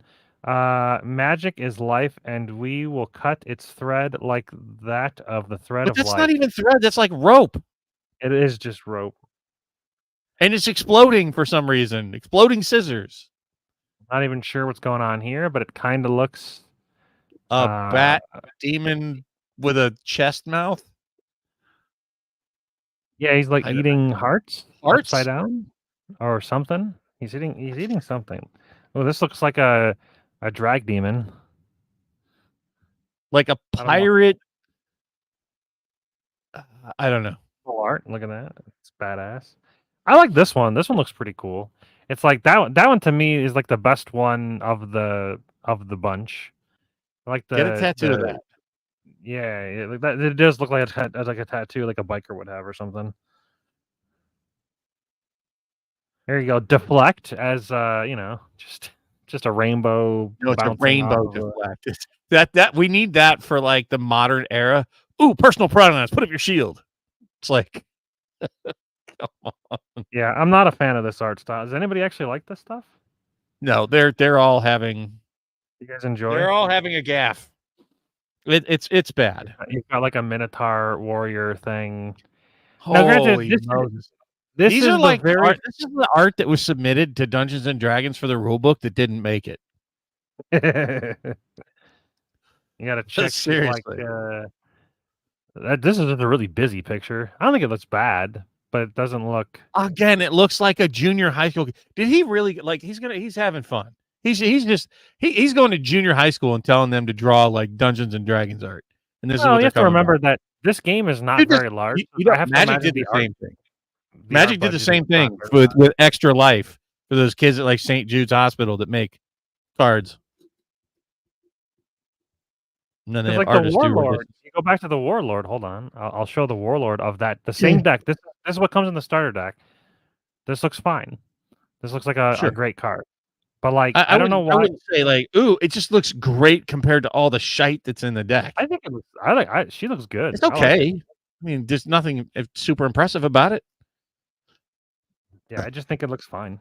But yeah, right, everything else, fine. It's not great. It's just fine. I don't know why. I don't know. Yeah, the art of yesteryear, and I will say when I think it was Frank over at Legion's Realms at War, or Future Lore Studios, I should say. He sent me. I ordered something, and then we met him at Gen Con, which was a blast, and I got to see the game. Yeah, I got to see. I recommend all of you do that. Oh yeah, I will almost certainly go to Gen Con next year as well. We'll see. I'm gonna try to get some pain meds for my feet and shit, and I'll try to go. But I probably, you guys we'll just have to like meet up time to time. I can't stay on my feet all day. But I was really disheartened that I couldn't stay as long. But if we go again, I'd like to do some more like. This time I didn't want to schedule anything. I just wanted to kind of keep it loose so that you guys could just meander about, do what the fuck ever, right? And not tie us down to any events for like hours and hours at a whack, right? So that you could just figure it out. And then next time, honestly, and I tried to tell them, you got to look at the events as soon as they start coming out, and you got to spend a pretty significant chunk of time because there's so many things happening of going through the catalog of what there is to do. And okay, it's Sarah Angel, with less side boob. I'm sorry, it's Alexandria Protector of the Pure. Okay. I don't know. I hate the side thing. They're weebs. What can I say? At any rate, Gen Con's one of those things that you want to take the time to look at the catalog of events going into it well beforehand. You want to be pre-planned out. Parking's a nightmare. I didn't think parking was that bad. I found my one spot and I got to park there all 4 days. So actually, you could park at Lucas Oil. That was dope. It was $20. I'm like, okay, fuck it, right? Like that's what I would do. Just go there and park at Lucas Oil. At any rate, it can help, find all kinds of new stuff. Going there's so much to do. You're not limited like you are at one of the Magic cons to where you're only doing Magic, but you'll certainly find a good number of Magic players. If you want to sit there and play Magic the whole time, you certainly won't be disappointed. Right? It's not all Magic focused, but there's a large Magic presence there. But you can also dip your toes in other waters. Right? There's a lot of other kind of games to play. And a lot of other TCGs, a lot of other board games, a lot of other mixtures of different types. There's all kinds of nerdy social events, plenty of good food. It's a good thing to go to. I highly recommend, at least checking out Gen Con once or twice in your life. And I think if you go, you'll want to go again. I love going there. I've been there only twice, but it is overwhelming to wrap your head around all the shit there is to do. Hopefully there won't be a stupid long line like there was this time for Lorcana next time we go. That was absurd. I hope, unless they happen to strategically release the second set or third set around the release, the. No, that would be the fifth set. Oh, I don't know how often they plan to do sets. The next set's in a little over a month. It's on the 17th of November. So then I'm expecting that the next set after that will probably be sometime in like February, which will be the third set. And then by the fourth set, you're probably looking at like late spring. Yeah, where every art has under boob and side boob. I'm in. I'll be your first Kickstarter. I'll throw $1 at it. I have not, but my doctor recommended something similar. He wanted me to rub capsaicin on my feet, but that's just unwieldy, and it'll stink like shit for everybody else that's around there. And I got to take my shoes off, and it's unpleasant. I just have to plan better, and hopefully I don't know. I think next time I might actually ask for like real drugs from my doctor. It'll make me sleepy and maybe not such a good game player, but at least I could hang around more. Walk. Well, yeah. Apparently, I also have now bursitis in my hip. Dude, I'm just coming undone. I'm coming apart at the fucking seams. Oh, I found the battle decks, but I already showed them, so it's fine. You said the yellow one? Yeah, I don't know, and it's fine. We get the point. Yeah. It's crap art. Yeah, there's no reason to shit on it. The game itself actually was good, and I think that, and yeah, art is. I keep thinking the word perspective, but that's not it. Subjective. Art is subjective. So realistically, somebody might love that art, and that's fine. I think the cards are only in the starter deck. Like, I don't think you can get the same version of the card outside of the starter deck, which is a little unfortunate if you don't like that version.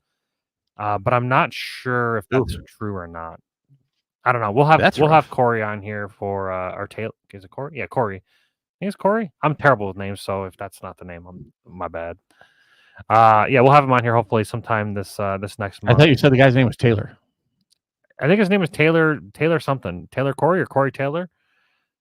Let's see here. Future Lore Studios. I wasn't with you guys when you did that. That was one of my stints sitting down. Contact.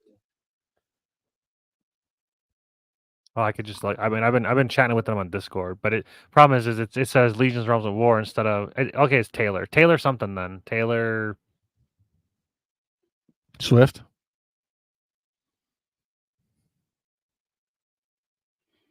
At any rate, what I'd like to hear from a lot of you guys, because we do read the comments when you put them in, or you can just reach out to me on Discord or even at the email. We'd like to know what you guys think about our format here, because we don't want to sit here and just bash Magic over and over again. That's easy to do, and there's really not much to talk about. I'm not going to keep blowing up the. Oh, good luck, Coach. I mean, I don't think the opening packs is a great venture for anything at this point, except Lorcana, which I love. I would still do. If you get that kind of excitement, then go for it. But I don't think it's. I hope you don't feel bad after opening them. Yeah, I stopped opening packs of cards because every time I open them, it feels bad. However, literally, that's why I don't do it. Legions Realms at War is sitting up here on this shelf here. I probably will open all 3 of those boxes. One to build the set to have the cards, because realistically, it's a card game that hasn't really taken off. I don't know if it ever will. I hope it does, because I think it's a really good game. But at the same time, we're kind of in an era right now where there is so many TCGs being pumped out that, like, I mean, you can only play so many. Like, you have to have one friends that want to play that game, 2 friends that want to buy that game, or at the very least use the cards that you have, which means you have to have the cards. And if you're not going to use them, then you have to proxy them. And then if you're playing Lorcana, Magic the Gathering, Flesh and Blood, Legions Realms at War, Grand Archive, I mean, they're all good games. One Piece, there's another game that I got to get into that I'd like to play, but just time. I'm a big avid video gamer. I'm playing Black Desert Online. It's consuming a ton of my time. I'm going to be playing Baldur's Gate 3. It's going to consume a ton of my time. I play Dungeons and Dragons, which is going to consume every Sunday.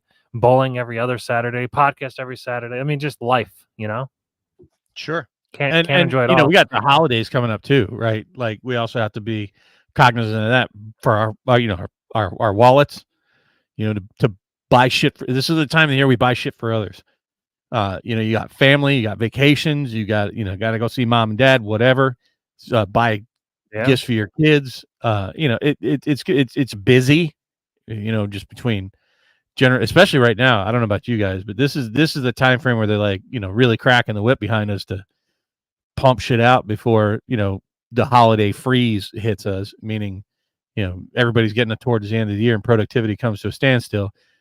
So just work is probably busy for a lot of people right now, especially the last good days of weather for those that are going to be affected by weather. So it's a busy time of year right now. For about the next probably month and a half. It starts slowing down after Thanksgiving, which is just a little over it's like a month and a half away, folks. You got Halloween coming up in a couple weeks. So, keep all of that in mind when you're thinking about time, as you put it, Matt. That's really kind of the biggest issue for me is time. And I'd love to have the time to come over and, like I said, play many more of the games. Oh, Prime finally shows up. There you are. Well, we're about to call it for the night there, Prime. But I wouldn't say, because Coach really made me start doing some thinking when he said, you shouldn't, because I was pushing the find your magic happy. At this point, find your any happy, whatever that means, but be genuine about it. You shouldn't have to try to make it fun. It should just be fun. And you'll know it when it happens. Just like it was an epiphany this week when I bought those stupid commons, uncommons. Was really happy. I was waiting for them to come in the mail, and when I got them, I got to organize and put in my box. Made me very happy about having at least something reasonable for Lorcana. So just did I help with that decision to buy those cards? Because I was trying to push you. I'm like, you seem like you really. So that's bullshit. You didn't even. I was trying to push you. I'm like, you seem like you're like all sad about the game. You want to play the game, but you can't get the cards. And I was trying to push you. I'm like, just buy it. Just buy it. Because at a certain point, not having the cards is going to make you hate the game to where you'll never want to play the game. I'm like, once you get the cards in your hand, no matter what price you pay, you'll be excited and happy. I was right. I guess just in a different way, because you didn't buy boxes, but you bought singles. Which is sure. I mean, I bought the place up. That's something I've been eyeballing, and I've been looking at the prices of them. And when you really think about it, it's with everything all in with shipping and taxes. Because I even he wanted $120 plus $20 shipping and $5 taxes, whatever it ended up being. He took the offer for $100 for the 4 sets. That's $25 a play set, right? And there's 200 cards. So that's like 10 cents a card delivered. And Listen, that's coach. I've been shitting on Lorcana from the get go. he has. And Like, Bob I've been asked me, pushing it for like a year and a half, and he's been pooping on it the whole time. and if you've noticed, Bob asked me, it was like maybe a month or two ago. He asked me, he was like, "Hey," he was like, "it's probably not a good idea to shit on things that people like because that'll make them feel bad." And I said, "Yeah, you know what? You're right." So I did some soul searching, and I was like, "What I'm going to try to do is support. I may not enjoy it, but it doesn't mean that I can't support other people that enjoy it because what them being happy about something shouldn't make me want to make them not enjoy that thing." So I've stopped doing that almost completely, and I've just done trying to support people's happiness, and I hope that's apparent. Yeah, and honestly, I think it ends up being contagious. I didn't poop on Legion Realms at War other than the art, but that's I mean, Yeah, I think that's and I just mean, like, sorry, that it kind of shouldn't evident. affect your wanting to play it. Oh no, I Um, still like the game. The game's actually pretty fun. I want to play more. the things that I tend to like really harp on people is when I recognize that they're hurting their lifestyle with their choices based on the hope that a product is going to take off, that they're going to make a bunch of money. And I can't make myself any clearer of where I think you should pull your budget from, what'll make it happy for you. If you're buying it out of pure entertainment budget, and oh well, it's like a firecracker. It's a pure loss, right? But did you get the enjoyment out of it? Cool. Then is it a loss of money? Not really, because that's what you got your enjoyment out of it. But if you're buying, $10,000 worth of fireworks, but you're paying your rent on your credit card because you don't have the money, then that's probably not the wisest idea. And it's the same thing that holds here in the TCG world, right? Or any of these collectibles. These are just games, and they can go to zero. And that's why a lot of people used to call me out and say, bullshit, you care if your cards go to zero? Not really. I mean, is it going to feel great? No. Do I really care? No. I'll just shift my tact with it, and it's like I have plenty of dead games. Matt can attest to it. The one that I still am waiting, because I have like 20 draft boxes of Star Wars Destiny here at my house, that I just need people to play with. So do I think that they're going to be worth anything? I don't know. I probably dropped a couple grand on all that, and I don't fucking care. I just want to play them. And it's going to be the same thing with my Magic boxes. At some point, all right, fine. If they lose all their value, at some point, I'm going to have BobCon, invite only, not everybody's invited. And, we'll just open them here at my house or wherever I live. And, hopefully it'll be fun because there'll be old boxes and some reminiscing about different times. So, That's an interesting thing that I never thought about with Elra, irresistible Legion's damage. Realms of War. I don't know if you can draft any of it. I don't think it's a draftable game at all. I don't know. I don't know how it really mechanically works. Because you need a warlord, so that's like a commander for your deck. But not every only warlords can be your warlord. So like, I think they're fairly rare. Like I mean I don't know. I've never let's say you have a random warlord, right, and then you draft the rest of it. Yeah, that's maybe how you're supposed to do it. Star Wars Destiny did something similar. Like, in order to draft Star Wars Destiny, you can't just draft the draft packs, or you may end up with like not a legal deck. Does that make sense what I'm saying? In order to draft Star Wars Destiny, you have to have a draft kit, and everybody's draft kit for that release is the same draft kit. You have like a basic shell that you add cards to, and does that make sense what I'm saying? Yeah, that's kind of how the mechanologist thing is. The bright lights from Fable was a Fab, Flesh and Blood. You don't need. You basically just pick your command. You pick your hero from the pool of heroes. Like you don't have to actually pull your hero. So maybe that's how they do it. Interesting. I just caught Dual Brain's freaking comment. It was parabolic, but you know what? It's not far from the truth when you see that Porsche parked in front of the trailer. Like just not. There are a lot of people out there that don't make a lot of good life choices, my friend. But yeah, it is about priorities, and like I said, you can have fun, and it really won't matter. Like if you ever get to the point, many people, I know the ones that are saying, "Yeah, right, it doesn't matter if it goes to zero," are the Timmies that are like, "Oh shit, if their Magic goes to zero, they're actually in trouble. They either can't play, or they're already in the hole and won't be able to pay their credit card bills, or whatever they were expecting to do with it." it would be unfortunate. Trust me, I don't want something that had financial value to just evaporate, but it could happen. Won't provoke me into selling off my collections. They're still game pieces to me, even the boxes. Now, the excess cards that I have, I don't know what to do with those, but I figure at some point it will Campfire. become tradable again. What's that? Campfire. You don't even want to do that because all the chemicals and shit. Bonfire. It's like, Oh, oh, true. no Yeah. thanks. It's funny because But I was actually thinking the other day about if what does it mean if Magic dies to me personally? Right. If Wizard of the Coast goes bankrupt, what does that mean to me? And I honestly, the one part of me, I don't know what part of the cynical part of me, I guess, is like I don't give a shit, who cares, because I can still play the game. It changes nothing for me. Like I can still continue to play with my friends every Thursday. I can still continue to play the league every month. I'll find people. I don't think they're going to leave the game if WotC goes bankrupt. However, that does mean that there are no cool new cards to like inspire me to build new decks, which is a problem. But I don't know. I don't know which part of me wins that argument. I can tell you already. I already know. When there becomes a locked-in set of Magic cards, if nobody's creating new ones, for you'll have already figured out the meta. It will be dialed in, and you'll lose interest. Well, it depends on the ban, like, because there's still the rules committee. They're not part of WotC. They can still ban cards and shake up the meta. So they can shake up the meta, but once you have it dialed in and figured out, and you play the same deck 100 times, you're gonna be like, meh. Well, there is a reason why I own, I don't know, probably 10 or 15 decks, because my ADD brain wants to just keep building new decks, and I can't play all of them, but I'll eventually play that one deck that I forgot about. Then we'll drop that deck and whatever.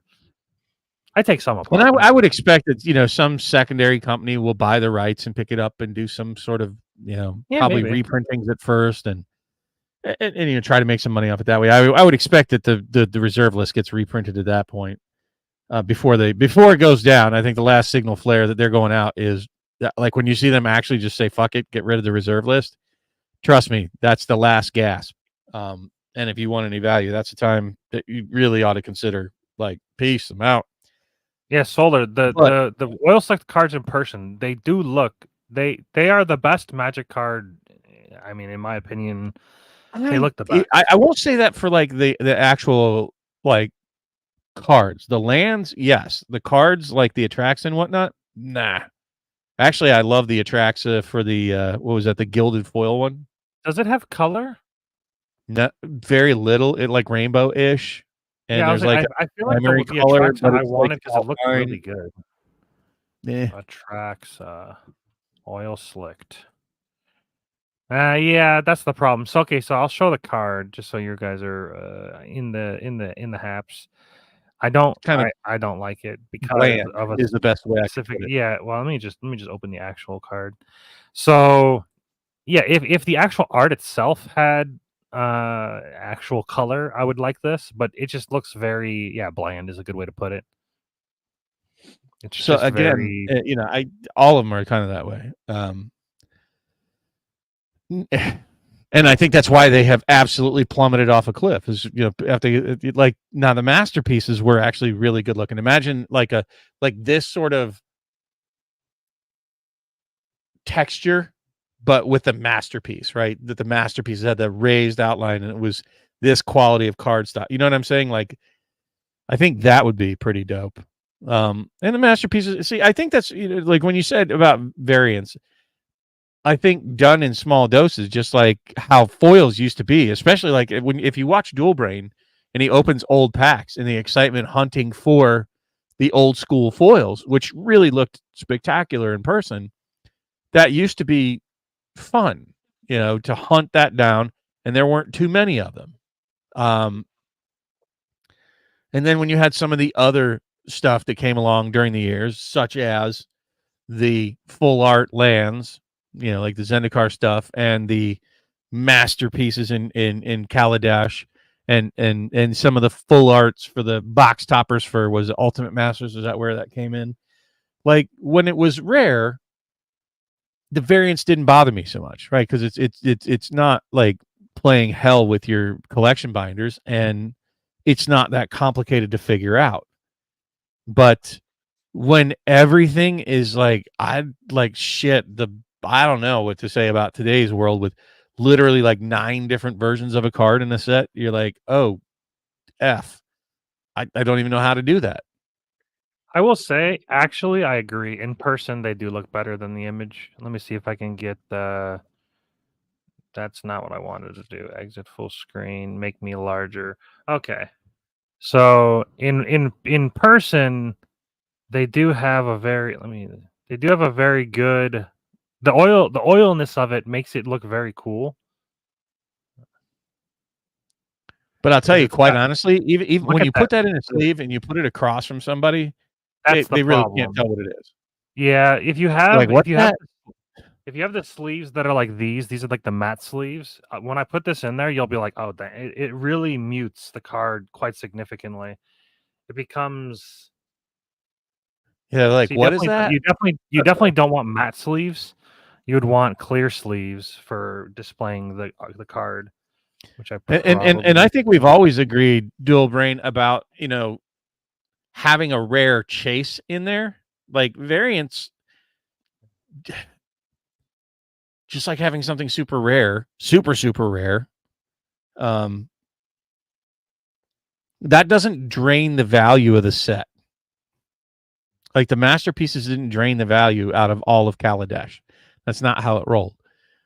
But for whatever reason, um,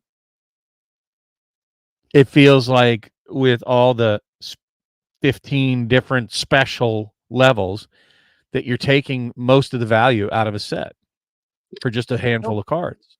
a little bit of warp, but not anything Yeah, but that's terribly not bad. bad. No, that's You can like I improve said, that, and it straightens it out pretty quick. the oil slicks are not bad, but it But feels like a look at very thick card stock. this is another. I don't even know what this is from. This is some like surge foil thing that It's like I don't. What set Kamigawa. is that? Oh no, Yeah, I that's don't know Surge Foil. what set is that. Brothers War, Maybe it's the surge foil. So or is that? It'll tell you what are the letters in the bottom. MUL. I don't know Oh, what is the that hell. the is that the freaking, oh, what are they called, the multiversal legends, Maybe multiverse legends, I think that's what that is. MUL. Is that 2000, is that 2023? Yeah. It's backwards, the text is backwards to us. Is it really? I'm gonna bet that that's the multiverse legends. Yeah, a Halo foil multiverse legend. Which set is that from? Is that from Mom, or is that from the Zada, Aftermath? Hedra, and Zada. I'll just look it up. uh yeah, Zada, don't know. Hedron. And it looks, honestly, I thought you put up a damn uh either Pokemon card or a March of the Yu-Gi-Oh card. Machine Multiverse Legends. So it is Mom. It's just the Multiverse Legends. Cool. Doesn't even look like a Magic card.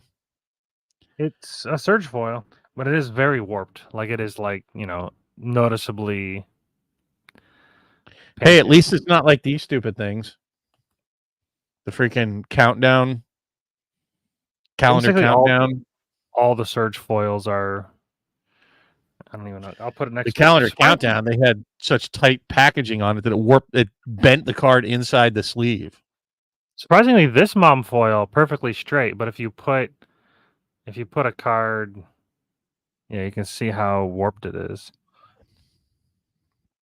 It's interesting how the surge foils have the warp, but the ancient Imperiosar doesn't. But here's the strange thing, Dual Brain. I don't think it Card. was a bad set. I don't think it was a bad set. I think the problem was, and it's like most of the, tricolored sets, is you have to try really hard to make them work. Like, you know, freaking It's ugly crap. Streets of New Capenna. Gross. Yeah, that's terrible. That's I just hate bad. this. Looks like AI generated fucking border. It looks No, horrible. honestly, it just looks like somebody took the whatever they were called, frames, and did masterpiece. what's that? The picture editor. God damn it. paintbrush or whatever and cut and paste it in there. But I'm okay with actually what they did with the sealed cases. I think they could have done much better with the sealed cases of Legends. I think that, you know, honestly, they should have like been putting those up as sealed boxes for I don't even know, maybe like a raffle to show up to a Magic event. Anybody who buys a ticket at all, just a random ticket number for the attendee goes into a freaking you know, like one of them, like your little wheel cage, your little ball cage where you're spinning, and just, you know, lottery style draw off, and one lucky person at each convention gets a box of Legends. Like, I think that would be dope. I think that would have been far better use of it rather than trying to sell Dominator United. Like I said, they're going to run out of gimmicks to sell sets. Sets should sell themselves. They used to. A good set like M21, like I would buy M21. Honestly, I'm kind of waiting for it to get down around, you know, $99 to $100. I think it's a great. I want to have a few of those. I have one sealed box of M21, and I'd like to have more Core 21. I think it was a great core set, and I'd like to have more of it because I think it's a fun experience. I think it's a very good, balanced, high-powered, you know, set in a silo to play with. I wish I had more Ikoria. I think it's another great set in a silo to play with. I think it's one of the best, like 3-colored sets to just draft open and play with and say, oh, it actually plays pretty solid by itself. Whereas I think Dominator United with the domain mechanic was just, that's a rough one to pull off. It doesn't feel like a great set. The meta gets very narrow very quickly in that set. Kind of like Streets of New Capenna's that way, you know, where whenever you start making too many 3-colored, what do they call that, Matt? When it's 3 colors? Triumph? No, not the lands. Just when cards are 3-colored. It's like pie, the color pie cards that have 3 colors in them. That becomes really difficult in a non-commander format. Bant, Esper. Yeah, all that. You know, when it comes to 3 colors, because of the speed of standard and head-to-head, it's just too slow, right? So your meta gets pretty narrow on the parts of the set that are either monocolored or just 2 colors you can really pull off well. But when you get into so many of the high dollar cards, or not even high dollar, but the rares and mythics being 3 and 4 colors, really tough to pull off, right? And I think that's why Dominator United really felt bad. But there's a lot of great cards in there. The reprinted Lily really, you know, face planted the value of Lily. But you also had Shieldred in there. You got the Leyline Binding. There's lots of good cards in there. I think the Shivan Devastator is a little under appreciated because every time I've seen a Shivan Devastator on a table against me, it's bad news. Every time it hits a table on my side, it's good news. That is just a good card. Sure. It's a tough one. I mean, it really is. It's a good card. But there are plenty of other very fine Magic cards in that set. I think that it struggled coming right on the heels of Double Masters 2022. Again, it suffers like all 3-colored sets do. I think Domain is a weak mechanic. It's powerful if you can pull it off, but it's like Party. It's too hard to pull it off. But that Joda is just a ball buster in Commander. When Joda does Joda things, it's a bad day for you. You ever played against a Joda deck? No. Ooh, he's brutal. Very, very cascadey. I like Cascade. Not only does it cascade, but everything that hits, every legendary gets +1/+1 for every other legendary on the table. It's like, oh God, it's just oof. It's like a crater hoof and it's like a cascading crater hoof. Sounds good. I mean, it's 5 colors, but again, you know, there's lots of good cards. I built decks around them, and it's fun. It's a fun deck to try to, you know, to play with. But there's that other land. There was a land in there that was pretty dope for like legendaries. You could sack it and make your legendary indestructible for the rest of the turn. But there are plenty of fine cards in there. Again, when it comes to gimmicks almost often in the end feel shitty. right? Rudy's, I don't know, like he's flailing, and there's reasons for that. And if he's buying his own copium, sorry to say, it's not going to work out well. But you're hearing him say, and a lot of other content creators talk about, they're catching up to where I was like last year after the freaking being broken by the goddamn fireside chat, right? Where I was like, oh shit, people up top don't know what they're doing, and they're breaking the game by reprinting the shit out of it, and they're going to continue to try to reprint it until it has no value. Nothing has made me change my mind since the fireside chat. As a matter of fact, the only thing that's happened is it feels like they sped up, like they started drinking Monster while eating a donut. Hell It's yeah. like, damn, let's go, let's Come on, Monster, go. sponsor us. Monster Magic, but Rudy, Monster Magic Mondays, I'll do it.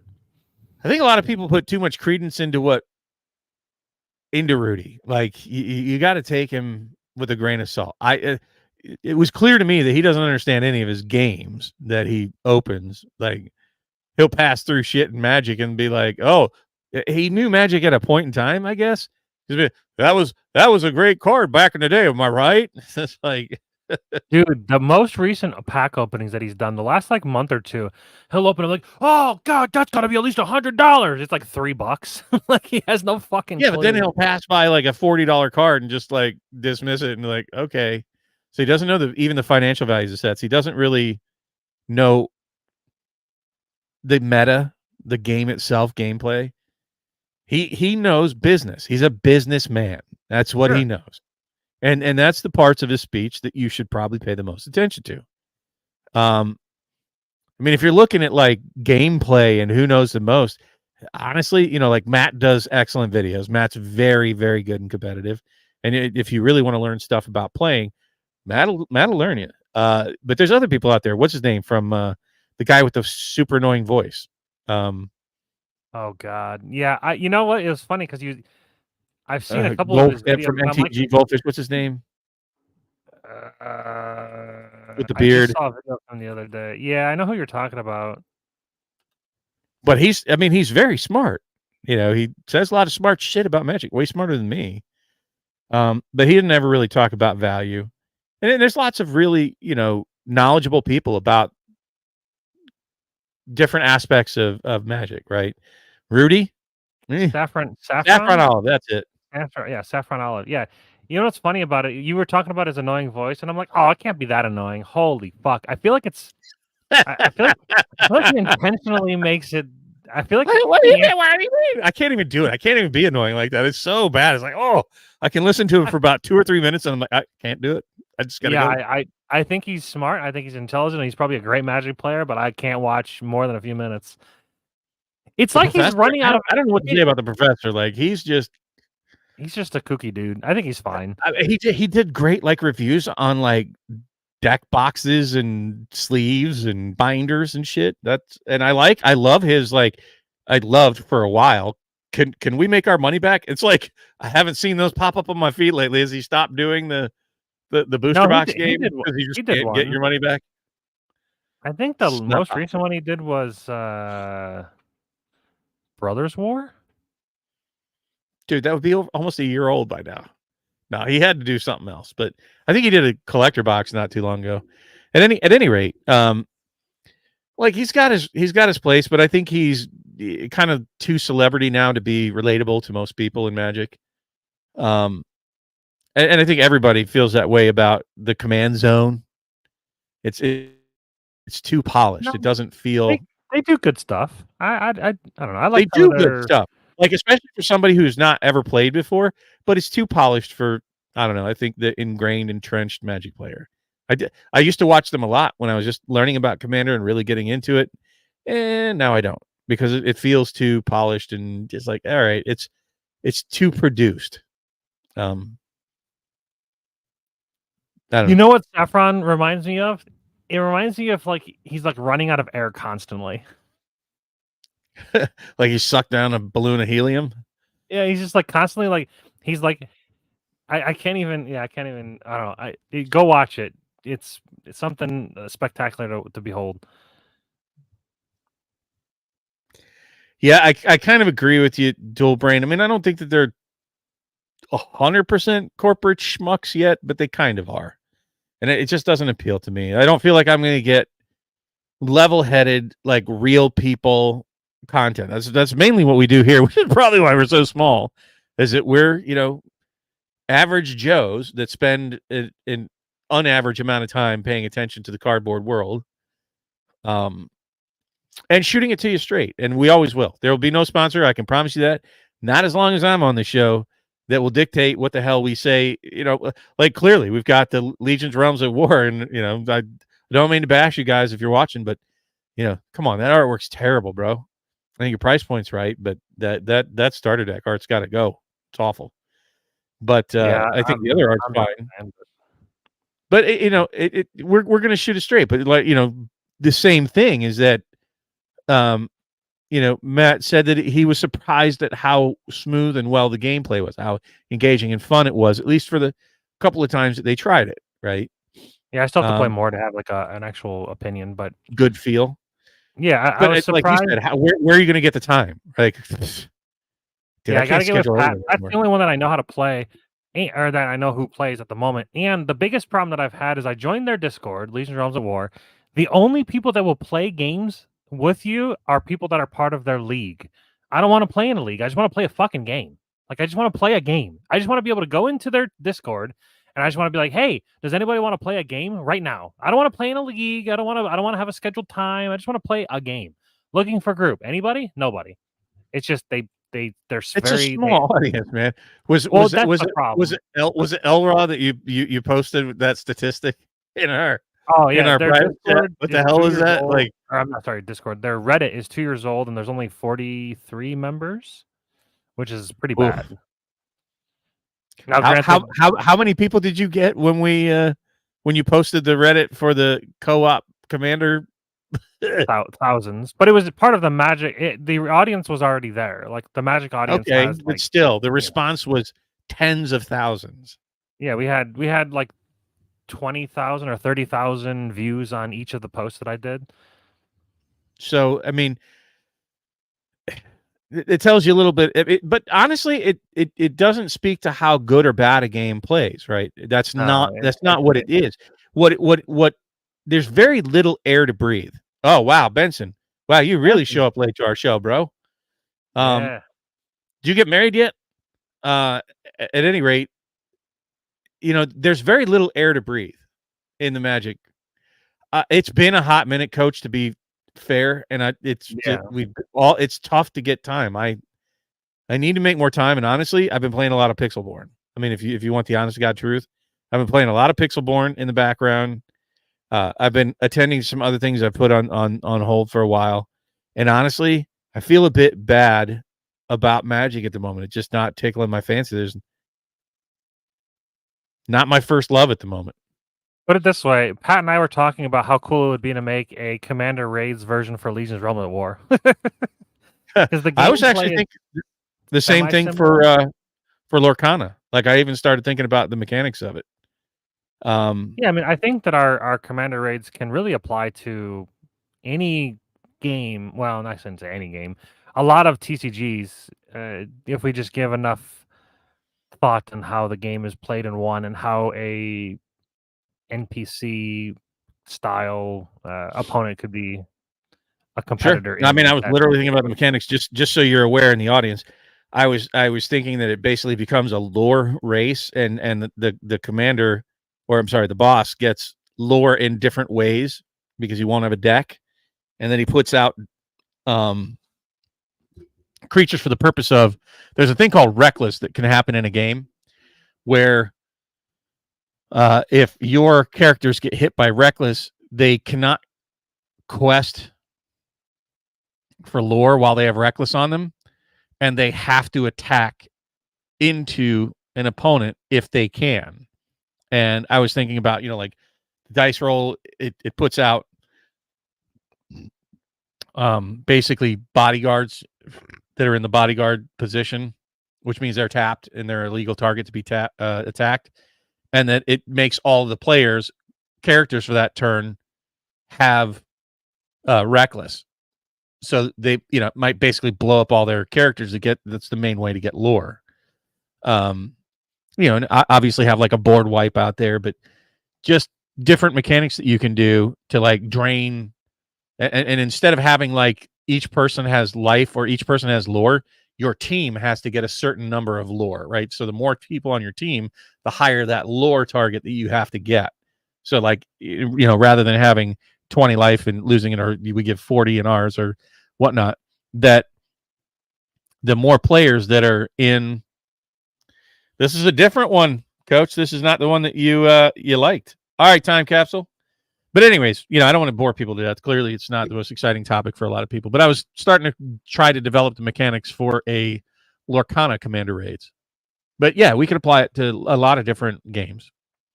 That's why I wanted to play that Hero Realms co-op version. You can draw inspiration from other games out there. The Lord of the Rings card game you and I played. There are different quest objective kind of things and different ways that different mechanics in that game that you could utilize. And I want to keep working on it. But I like the co-op TCG style. Yeah, Coach, and for me, what has been eating a lot of my attention has been Black Desert Online. If you're not aware of what it is, it's a video game, and it is, I guess, closest. I would say closest to it's an MMO, so like a I don't know, like a kind of World of Warcraft, but way less World of Warcraft dish. Like there's no rating or anything like that. It's just mainly more about your single character or the characters you make. But yeah, it takes a lot of time, and it's fun. So I still have to do a bunch of stuff. I have to update the app. I haven't done that. That actually really shouldn't take me more than an hour or two, but it's just one of those things where it's not at the top of my brain. But I really should do that. But speaking about getting games, store as well. I'd like to. I'm going to head off here in just a second and get back to some of the games that I left on pause, and I'm going to let you all get to your evening. I don't remember. Let you get to your Final Fantasy 11 MMOs out there, and the rest of you. 14. Anybody? Anyway, so I'm gonna punch out. Thanks very much for listening, everybody. If you haven't already done so, please make sure that you leave us a like and a subscribe, and consider subscribing to our channel, even at the like $1 level. We appreciate level. That's fine. I just love seeing the support and people enjoy. It tells me that y'all really do appreciate what we're doing here, and you like hearing from us on the weekends. Yeah, and Pat does pay a monthly fee for StreamYards. I'm not using the account because you can see the little logo at top right. With realistically, I don't even think he should pay for it. I don't give a shit about powered by StreamYard. Well, but that's not the only thing. It improves your audio quality and all kinds of different things. So any money that any portion of your subscription fees that we actually get whenever we get paid out, I don't know when that's going to be, but I'm going to give to Pat for the paying for StreamYards. That's why I'm actually a patron of his. Yeah, it's just a way for me to donate money to him because he pays for the StreamYard, and I'm his patron on like a $3 a month level or whatever. So yeah, trust me, we don't make a penny off of what we do here, and we just we'll try to keep making it slowly better. We're not going to do gimmicks to get money from y'all, but it's a pure donation that you guys love us if you do in any fashion. At any rate, until next week. Y'all take care. Make sure that you're not blowing your money regardless of all the hype and FOMO out there. Buy only what you really like and don't care if it goes to zero. Yep. Good night, everybody. See y'all next week. Peace. Well, I won't see y'all next week. They'll see you next week. I'll see you the week after that. Bowling. I like bowling, though. Bowling. He comes up.